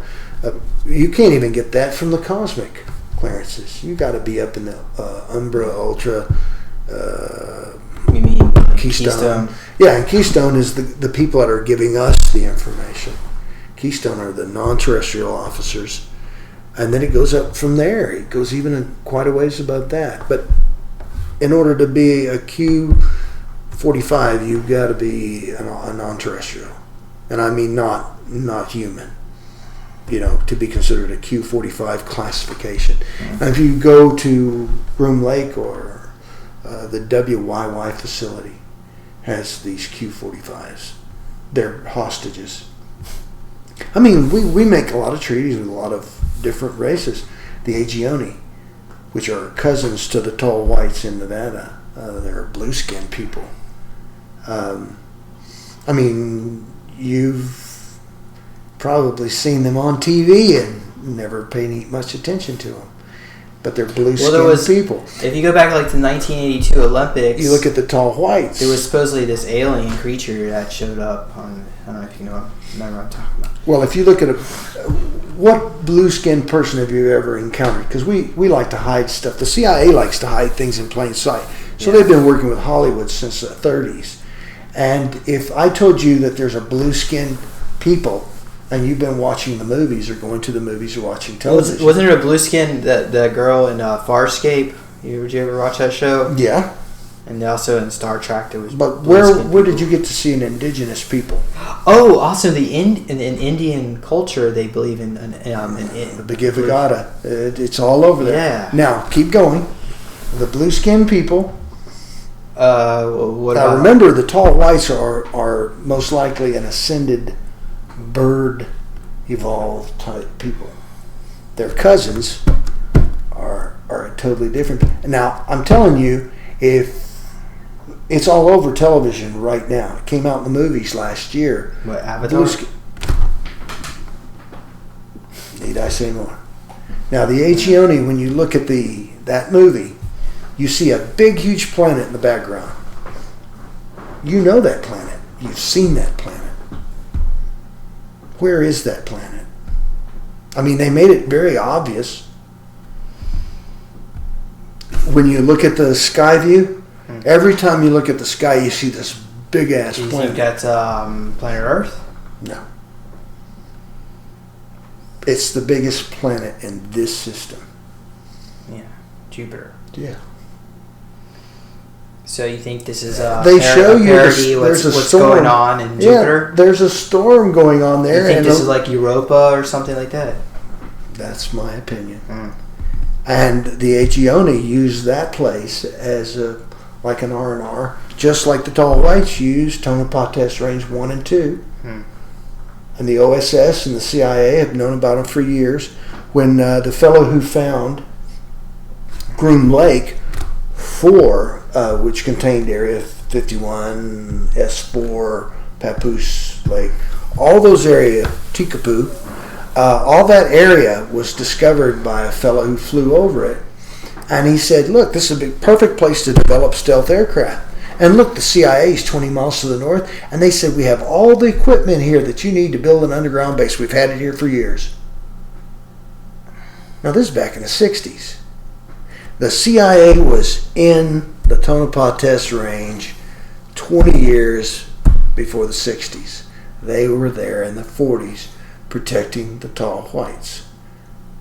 Well, they probably had some deal with Project Paperclip and all that. Well, no, the tall whites are basically they send their people. They're about 105 light years from our system towards Arcturus. No one will say where, other than it's in the direction of Arcturus. And these people come here. They're military wives and husbands and children. They come here for R&R. Like we send our soldiers to, let's say, Hawaii for rest and relaxation. They send their military families here. Why would they find this planet relaxing when it's like the Nevada desert is right along their body temperatures are very high. On a 115 degree day, they would be cold if they didn't have protective clothing. They have a very high metabolism. They're plant eaters. They thrive on the sage and the eucalyptus that they planted for. They got a eucalyptus patch up on top in Nevada. Eucalyptus is not naturally found in rows. 200 and 300-year-old trees, eucalyptus trees, on the top of a mountain, all planted in rows as if it had been cultivated. It's been cultivated for hundreds of years. They were there before this country was a country. The OSS discovered them and decided to build a bomb range. Do you think nobody will go on a bomb range? Do you think there's friction amongst the tall whites and the covert government because of all the atrocities the covert government is committing, or do you think they're just the tall whites look the other way? They don't want to get involved, as far as I'm concerned. The only time they got involved was with, and I'll name him, Charles James Hall. He's a physicist at Sandia today. As we speak, is he the guy that went public? Yeah, Millennial Hospitality. Yeah. He wrote 4 volumes. Yeah. And the thing is, when I went to meet Charles is very childlike. He's brilliant, but he's very childlike. He doesn't lie well. And the thing is we got to talking about certain things, and I told him certain things about his photon theory and how I could prove it. And at that point in time, his bosses told him that he had to break contact with me. I was no longer allowed that we were not allowed to communicate anymore. And so he broke contact, and yet his wife left me on a mailing list, and shortly thereafter he got 2 raises and a promotion. But anyway, the thing is he is responsible for us getting Hab Blue and Tacit Blue technology, and this is stuff that's old. This is F-117 pickle pushers, the fighters. It's old antiquated stuff. We got stuff that's far above. In Tier 3, we got the Astra, the Firefly. These are all various forms of the same tier of technology. Some people call it mercuric hydrodynamic drive. I disagree totally. I believe the old German stuff was based on Victor Schauberger's work, and that was mercuric hydrodynamic drive. That's the implosion technology. Oh, right. Mercuric hydrodynamic drive. It's not so water. Now they're using something even more exotic than that. You would use... I got in trouble for combining 2 different species that are at war with each other. Combining 2 different types of... I don't know if you want to say this on the air, but I got in trouble for combining 2 warring factions. Well, don't say combining that. 2 technologies together.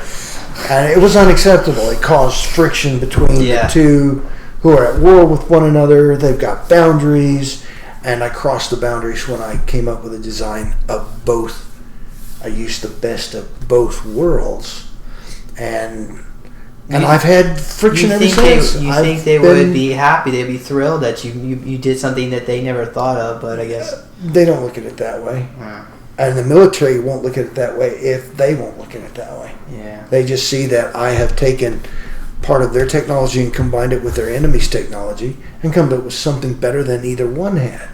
Something that's not a success. It's not vulnerable to radar. And they won't let me build it. They pull the rug out from me for the last 15 years. Won't let me build it. But if it's meant to be, it'll be. But nonetheless, the bottom line is don't mess with... I didn't know they were warring factions. How am I supposed to know this? But anyway, we have tier that go on up into 6 and 7. And these are tiers, not TR, but tier, TIER. So that's what that means. Everything has a tier. You've got the base of the pyramid, and then you start working on tiers.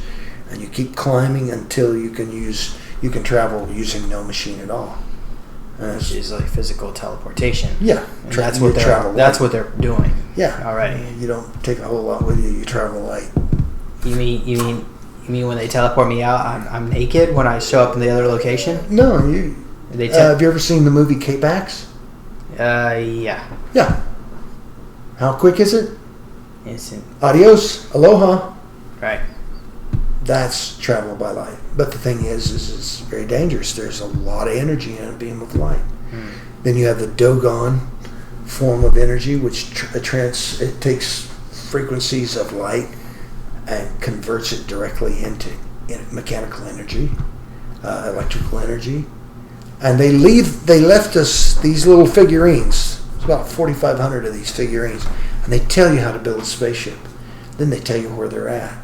On the figurine, it tells you how to build a craft that uses propulsion by bending, distorting gravity, and warping space. And it shows you how to build it in the symbols using quantum dot theory. You squeeze the atom rather than break the atom. No fission, no fusion, just in between. And it's very simple. You get 1,000 times more energy from squeezing the atom than you do by breaking it. But no one wants that knowledge in the public sector because the power is unlimited. Yeah, I know. Right. You're getting energy straight from the Dirac sea.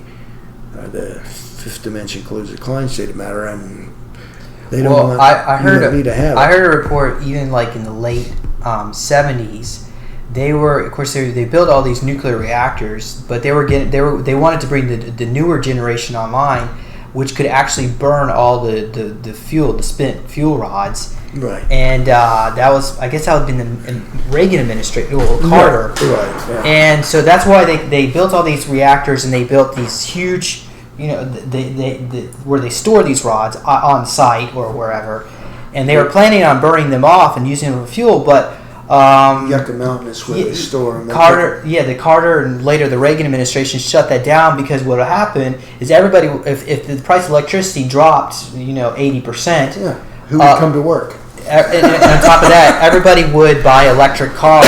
Yeah. So and nobody would come to work. Yeah. It would destroy the economy because it would destroy Rockefeller and his cartel. Yeah. If you don't need power from the electric company, see the Romex wiring in this house belongs to someone I know. It belongs to them. She just happens to pay the power company to jiggle her molecules at 60 cycles per second. And it's poor at that. It's not even 78% coefficient. It's more like around 45% coefficient. But the thing is if I can run like this fellow that I knew, he ran his house, converted garage, his well pump for 3.5 years on 12 AA batteries that never wore out, that were never replaced. And when he was found, he was told to disassemble it or die.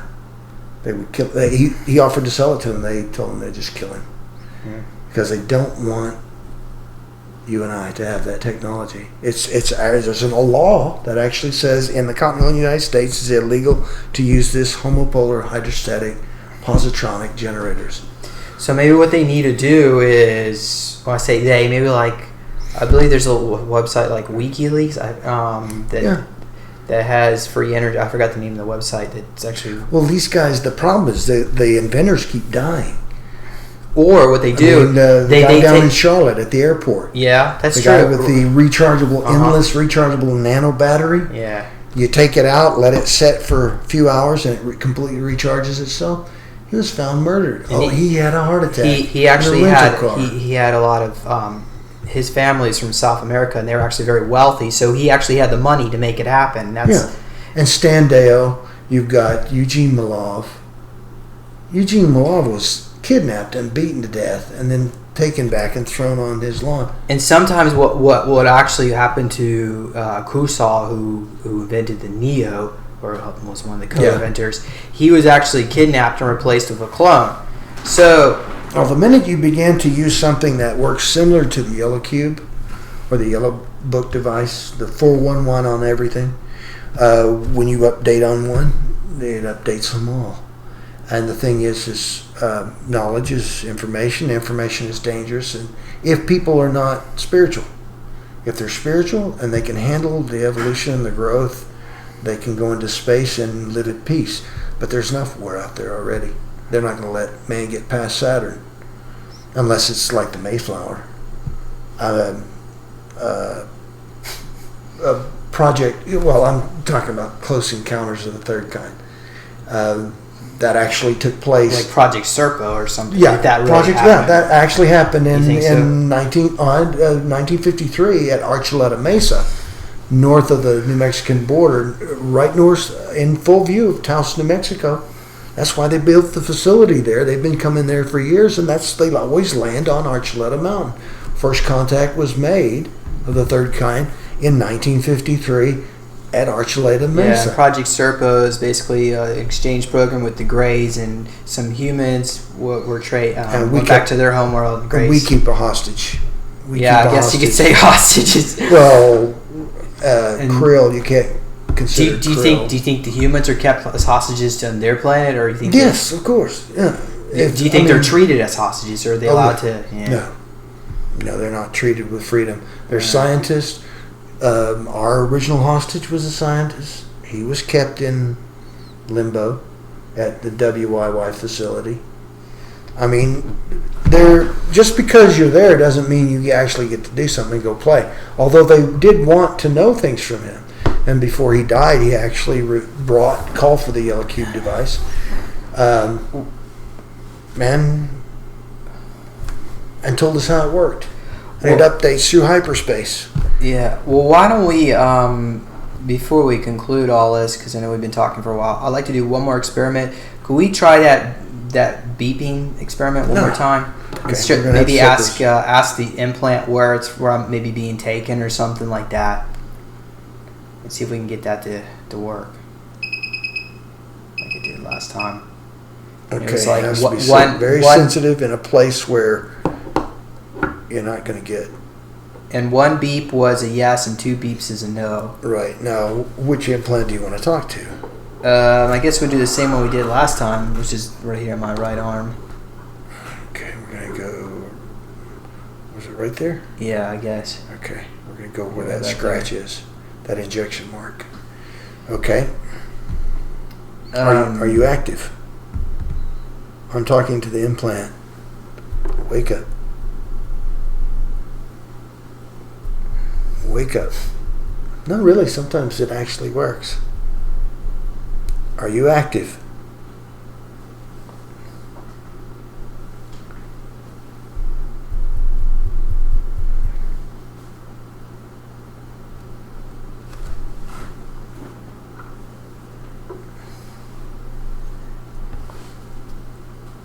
It's not like these things have attitudes.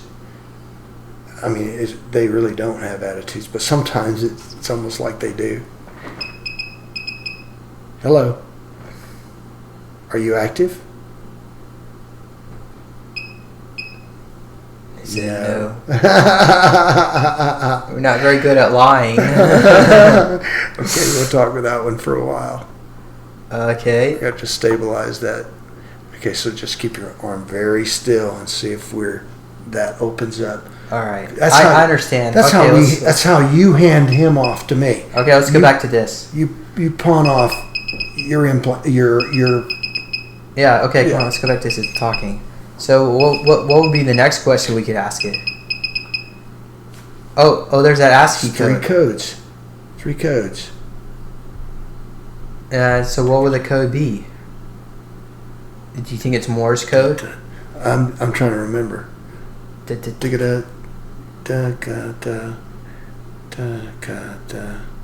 R. Dit. What the hell is dit? Dit.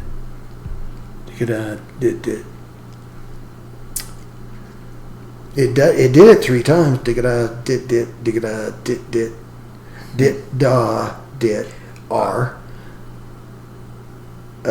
Dit. Which I'm not sure if that's an H or H. Is that Morse code? Yeah. Dit is R. Dit, I believe, is H. The letter H. RH. Maybe RH negative blood? Is that what it's referring to? No. No. Okay. You have to really be slow and concise.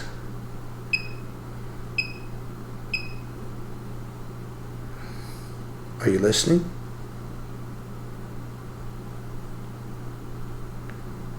Are you functioning? Will you comply?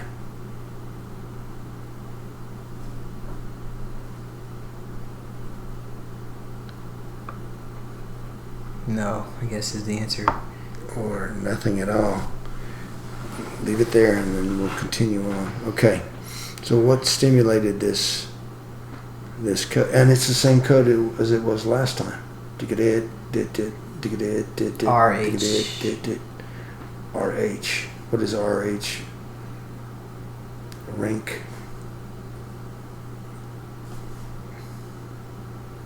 Can't think of it. I don't know if did it is H or not, but you do get a response.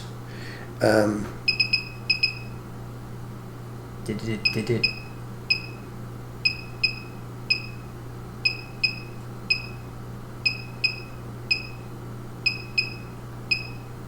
He, H-E, he, H-E. Did is E.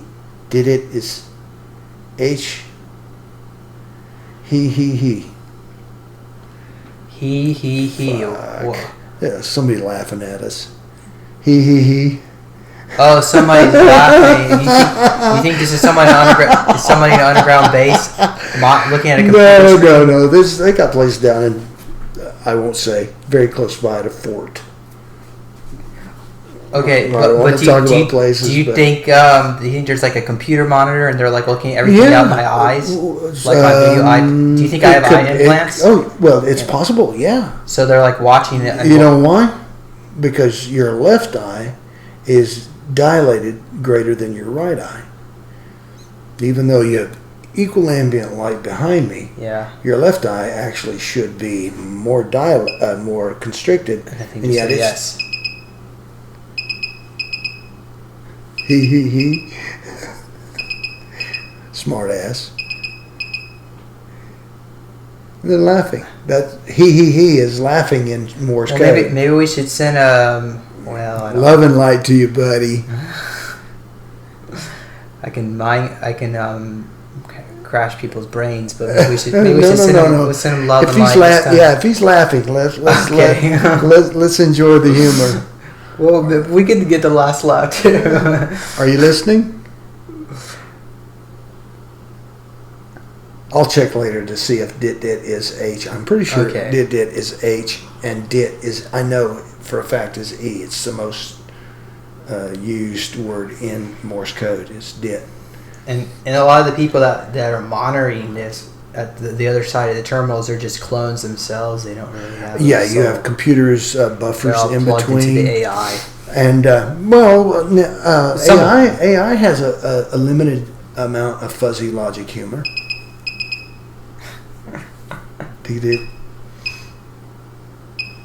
Maybe we should ask, are you an AI? No. Are you an artificial intelligence? Are you a non-thinking intelligence? Won't talk to me. You ought to talk to it.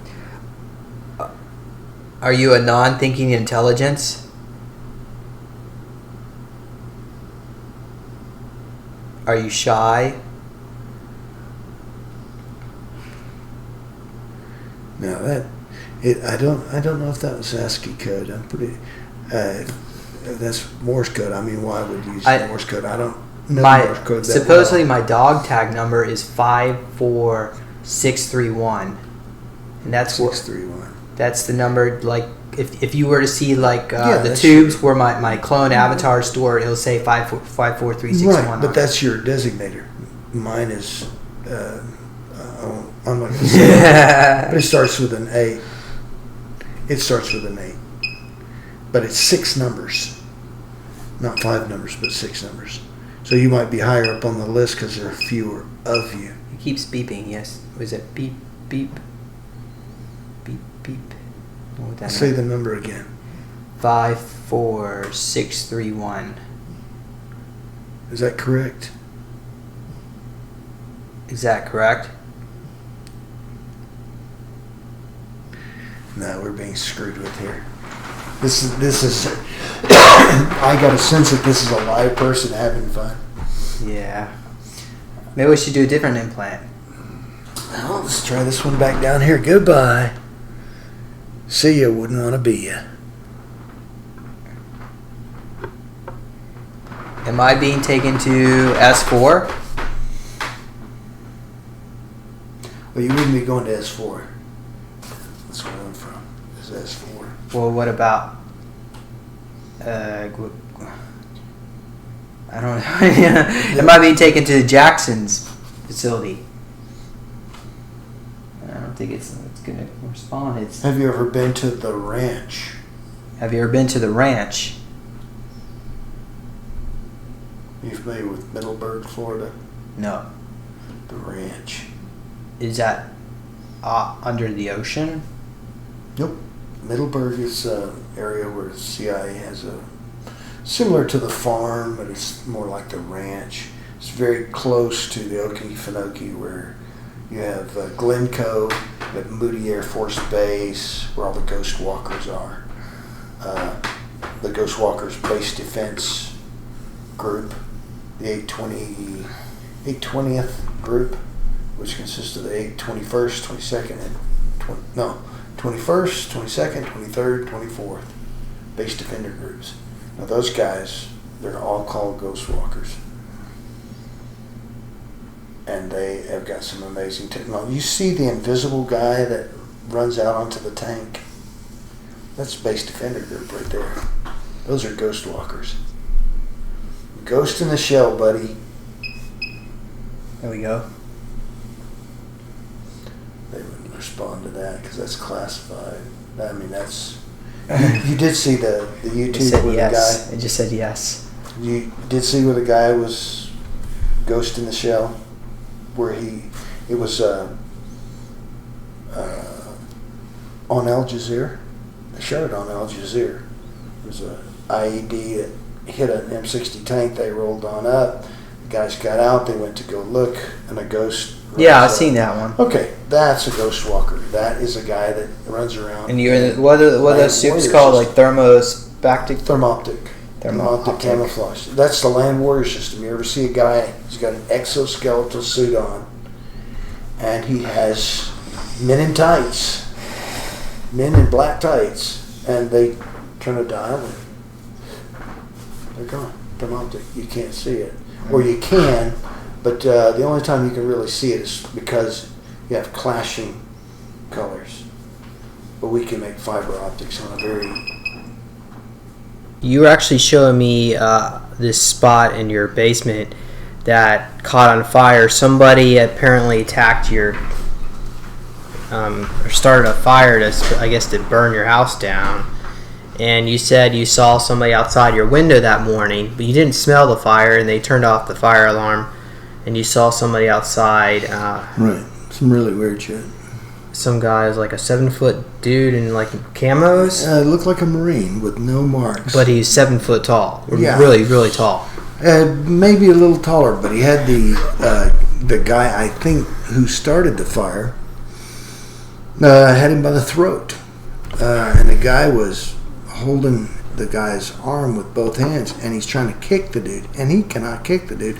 And this guy's arm is not doing this shit. He's just got him in a death hole. And I look out and I'm seeing between the blinds.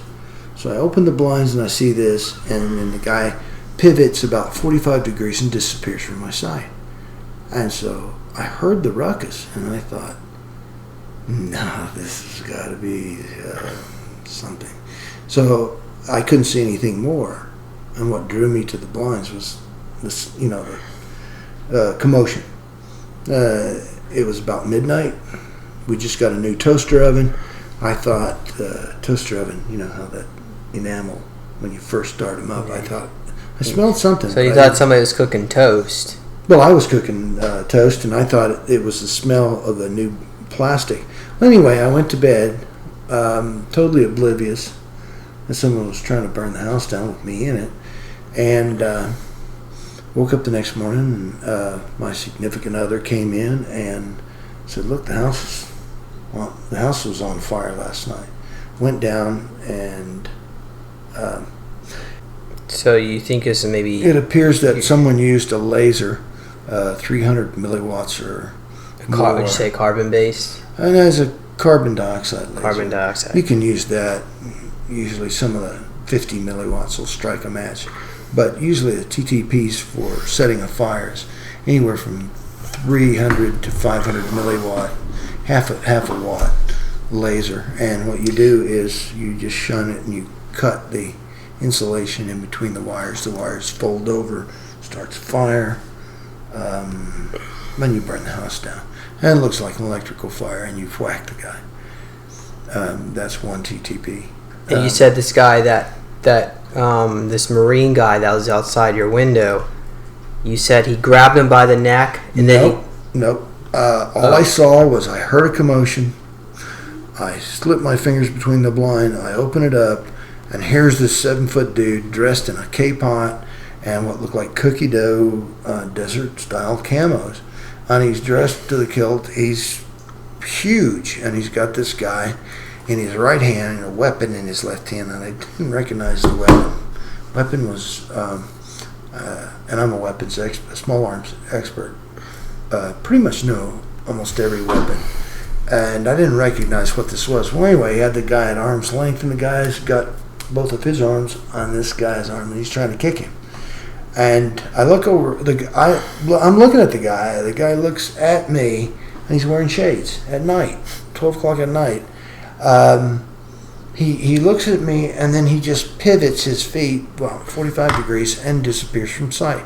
With the other guy in his hand, kicking and screaming. But he can't scream because he's got the guy by the throat. Well, do you have any idea who that was trying to kill you and who that was trying to stop? Yeah, it's same old people that keep coming, time and time again. And so he disappears. I think, oh my God, it is late. I do need to sleep. So I lay down, and I wake up the next morning. My significant other says the house is burned. There was a fire last night, burned up. We look at it. We call the neighbor over. The neighbor looks at it and says, I wouldn't report this fire. It's very suspicious. And he should know. Anyway,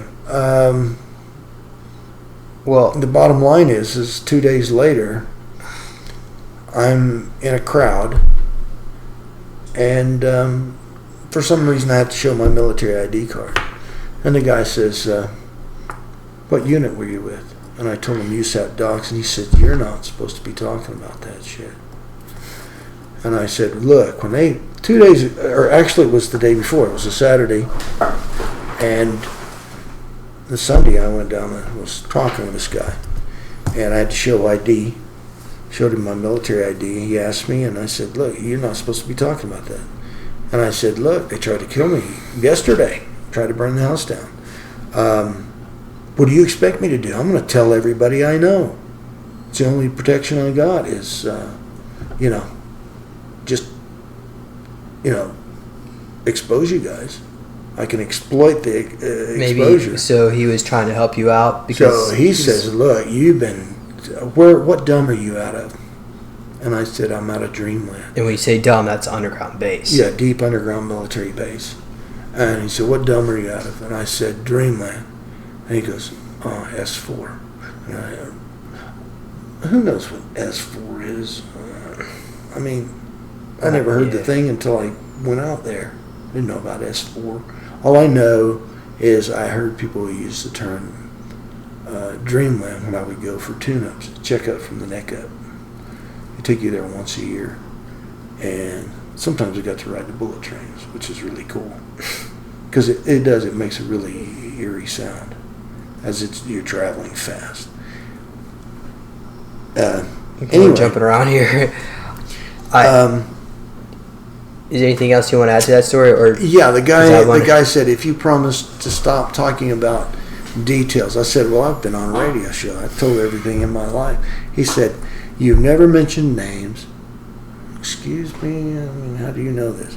You never mentioned names. You never mentioned details. If you stop talking about this, get a hobby, and get something. When you start remembering these things, let this stuff pass through you. If you promise me you'll do those two things and never mention names, dates, or places as far as exact locations within a place, as in where things happen that you shouldn't really be talking about because it could be associated with individuals, named individuals, people in power. I promise you I will go to bat for you and try to call off the hitters because they were sending out guys trying to kill me left, right, and center. It was messy at first. Because you were getting your memories back. Well, not yeah, it was messy. I had to whack guys. Shoot them, blow their brains out, But this time I didn't have to clean up the mess. Yeah. Anyway, so I would take care of the business, strip them down, dispose of their pocket trash. I would take the pocket trash and go through it, but it's just pocket trash. It went it's not real. Doesn't go anywhere. Anyway, I would keep their toys, keep whatever pocket trash they had, and then I'd let the sweepers come in and clean up the mess. If there was, I didn't care how nasty it got. Let them take care of it. Not my job anymore. Anyway, he said, if you do those two things, you promise me to get a very laborious hobby and a very sedative hobby. And when you start remembering these things, you just let them slip past you. If you promise to try to cope, I will go to bat for you. Yeah. And so the next day, I went to check a government website where I needed to look concerning this reason I went to go see this guy. And up in the upper right-hand screen, it said flashing black bar with black letters, big, like big, 24, covered, an eighth of the screen. And it said termination pending, termination pending. And so I called up a friend of mine and said, go to this web page, look at this particular number on the government site. Tell me what you see up in the upper right-hand corner. He goes, just a bunch of links. So it was specifically sent to the MAC address on my computer. Termination pending, termination pending. Never had another guy show up. Surveillance, yeah, I can. Okay. But surveillance, nobody came up. We'll do some work on that. But the reason why I actually started this whole conversation is because the first time we talked on the phone, which was like 3 hours, you went into the story, and right when you started talking about the story, I actually got some kind of cut marks in my gums, and my teeth started hurting.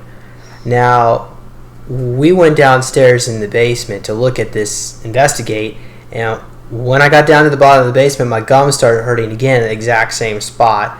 And you've actually you looked at it under. I had to fix it, so I look at all the burn marks, and the J box was all melted down. Oh yeah. And so we looked at all that, and then I noticed another beam was actually burnt, but you said you didn't notice. I see that. No, and how could it burn? I mean, just really strange. I would have thought you would have investigated every square inch of that basement. Actually, I took pictures of everything from every angle, and the fire alarm was right there. Smoke alarm never went off. So it's almost as if you've been switching around timelines, perhaps, and that's the reason why. Something's different because, like I say, there may have been a timeline where the house did burn down and you did die, but in this timeline, you were meant to live. Well, I got a guy from nowhere, meet him for no reason. I went there for a specific purpose, had nothing to do with military. I showed him my military ID, and he goes, what unit were you with? And I said, USAF Doc. And he came unglued. He got upset that I even mentioned the term. He said, you're not supposed to talk about stuff like that. I said, I'm going to talk about it as long as you these guys are sending cleaners and sweepers. I'm going to shoot my mouth off. I'm telling all. And he got upset and said, calm down. I tell you what, if you will do these two things for me, I will go to bat for you. But you got to promise me you do this. And from that time on, I already told everything. Okay.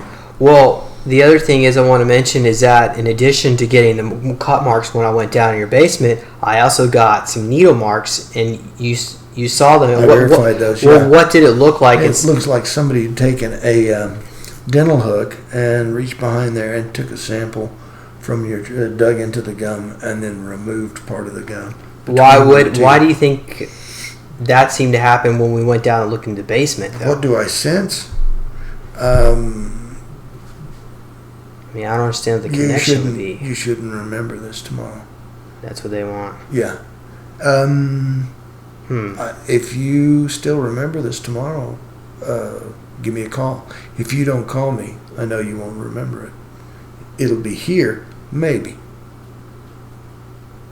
Just because we put it on film, I'm telling you, you can easily mess with timelines and stuff. But this is not anything to be afraid of. But they still could erase my memories anyway. Well, first of all, it's so late. Chances are you going into. Well, how about we use your cube here to help change all that? Okay. Let's do that. For those of you who are like listening to all this, you might be wondering what the cube is. It's a meditation cube. It's a reality generator. It generates chi energy, and you can use it to edit timelines and a lot more other stuff. A lot of stuff. It's for relaxation, but you can relax while you're changing things. Okay, and so basically the way we're going to do the two-person method, or at least try to. So basically what I want you to do, Dan, is put your hands, Okay. and Actually, I need, That's,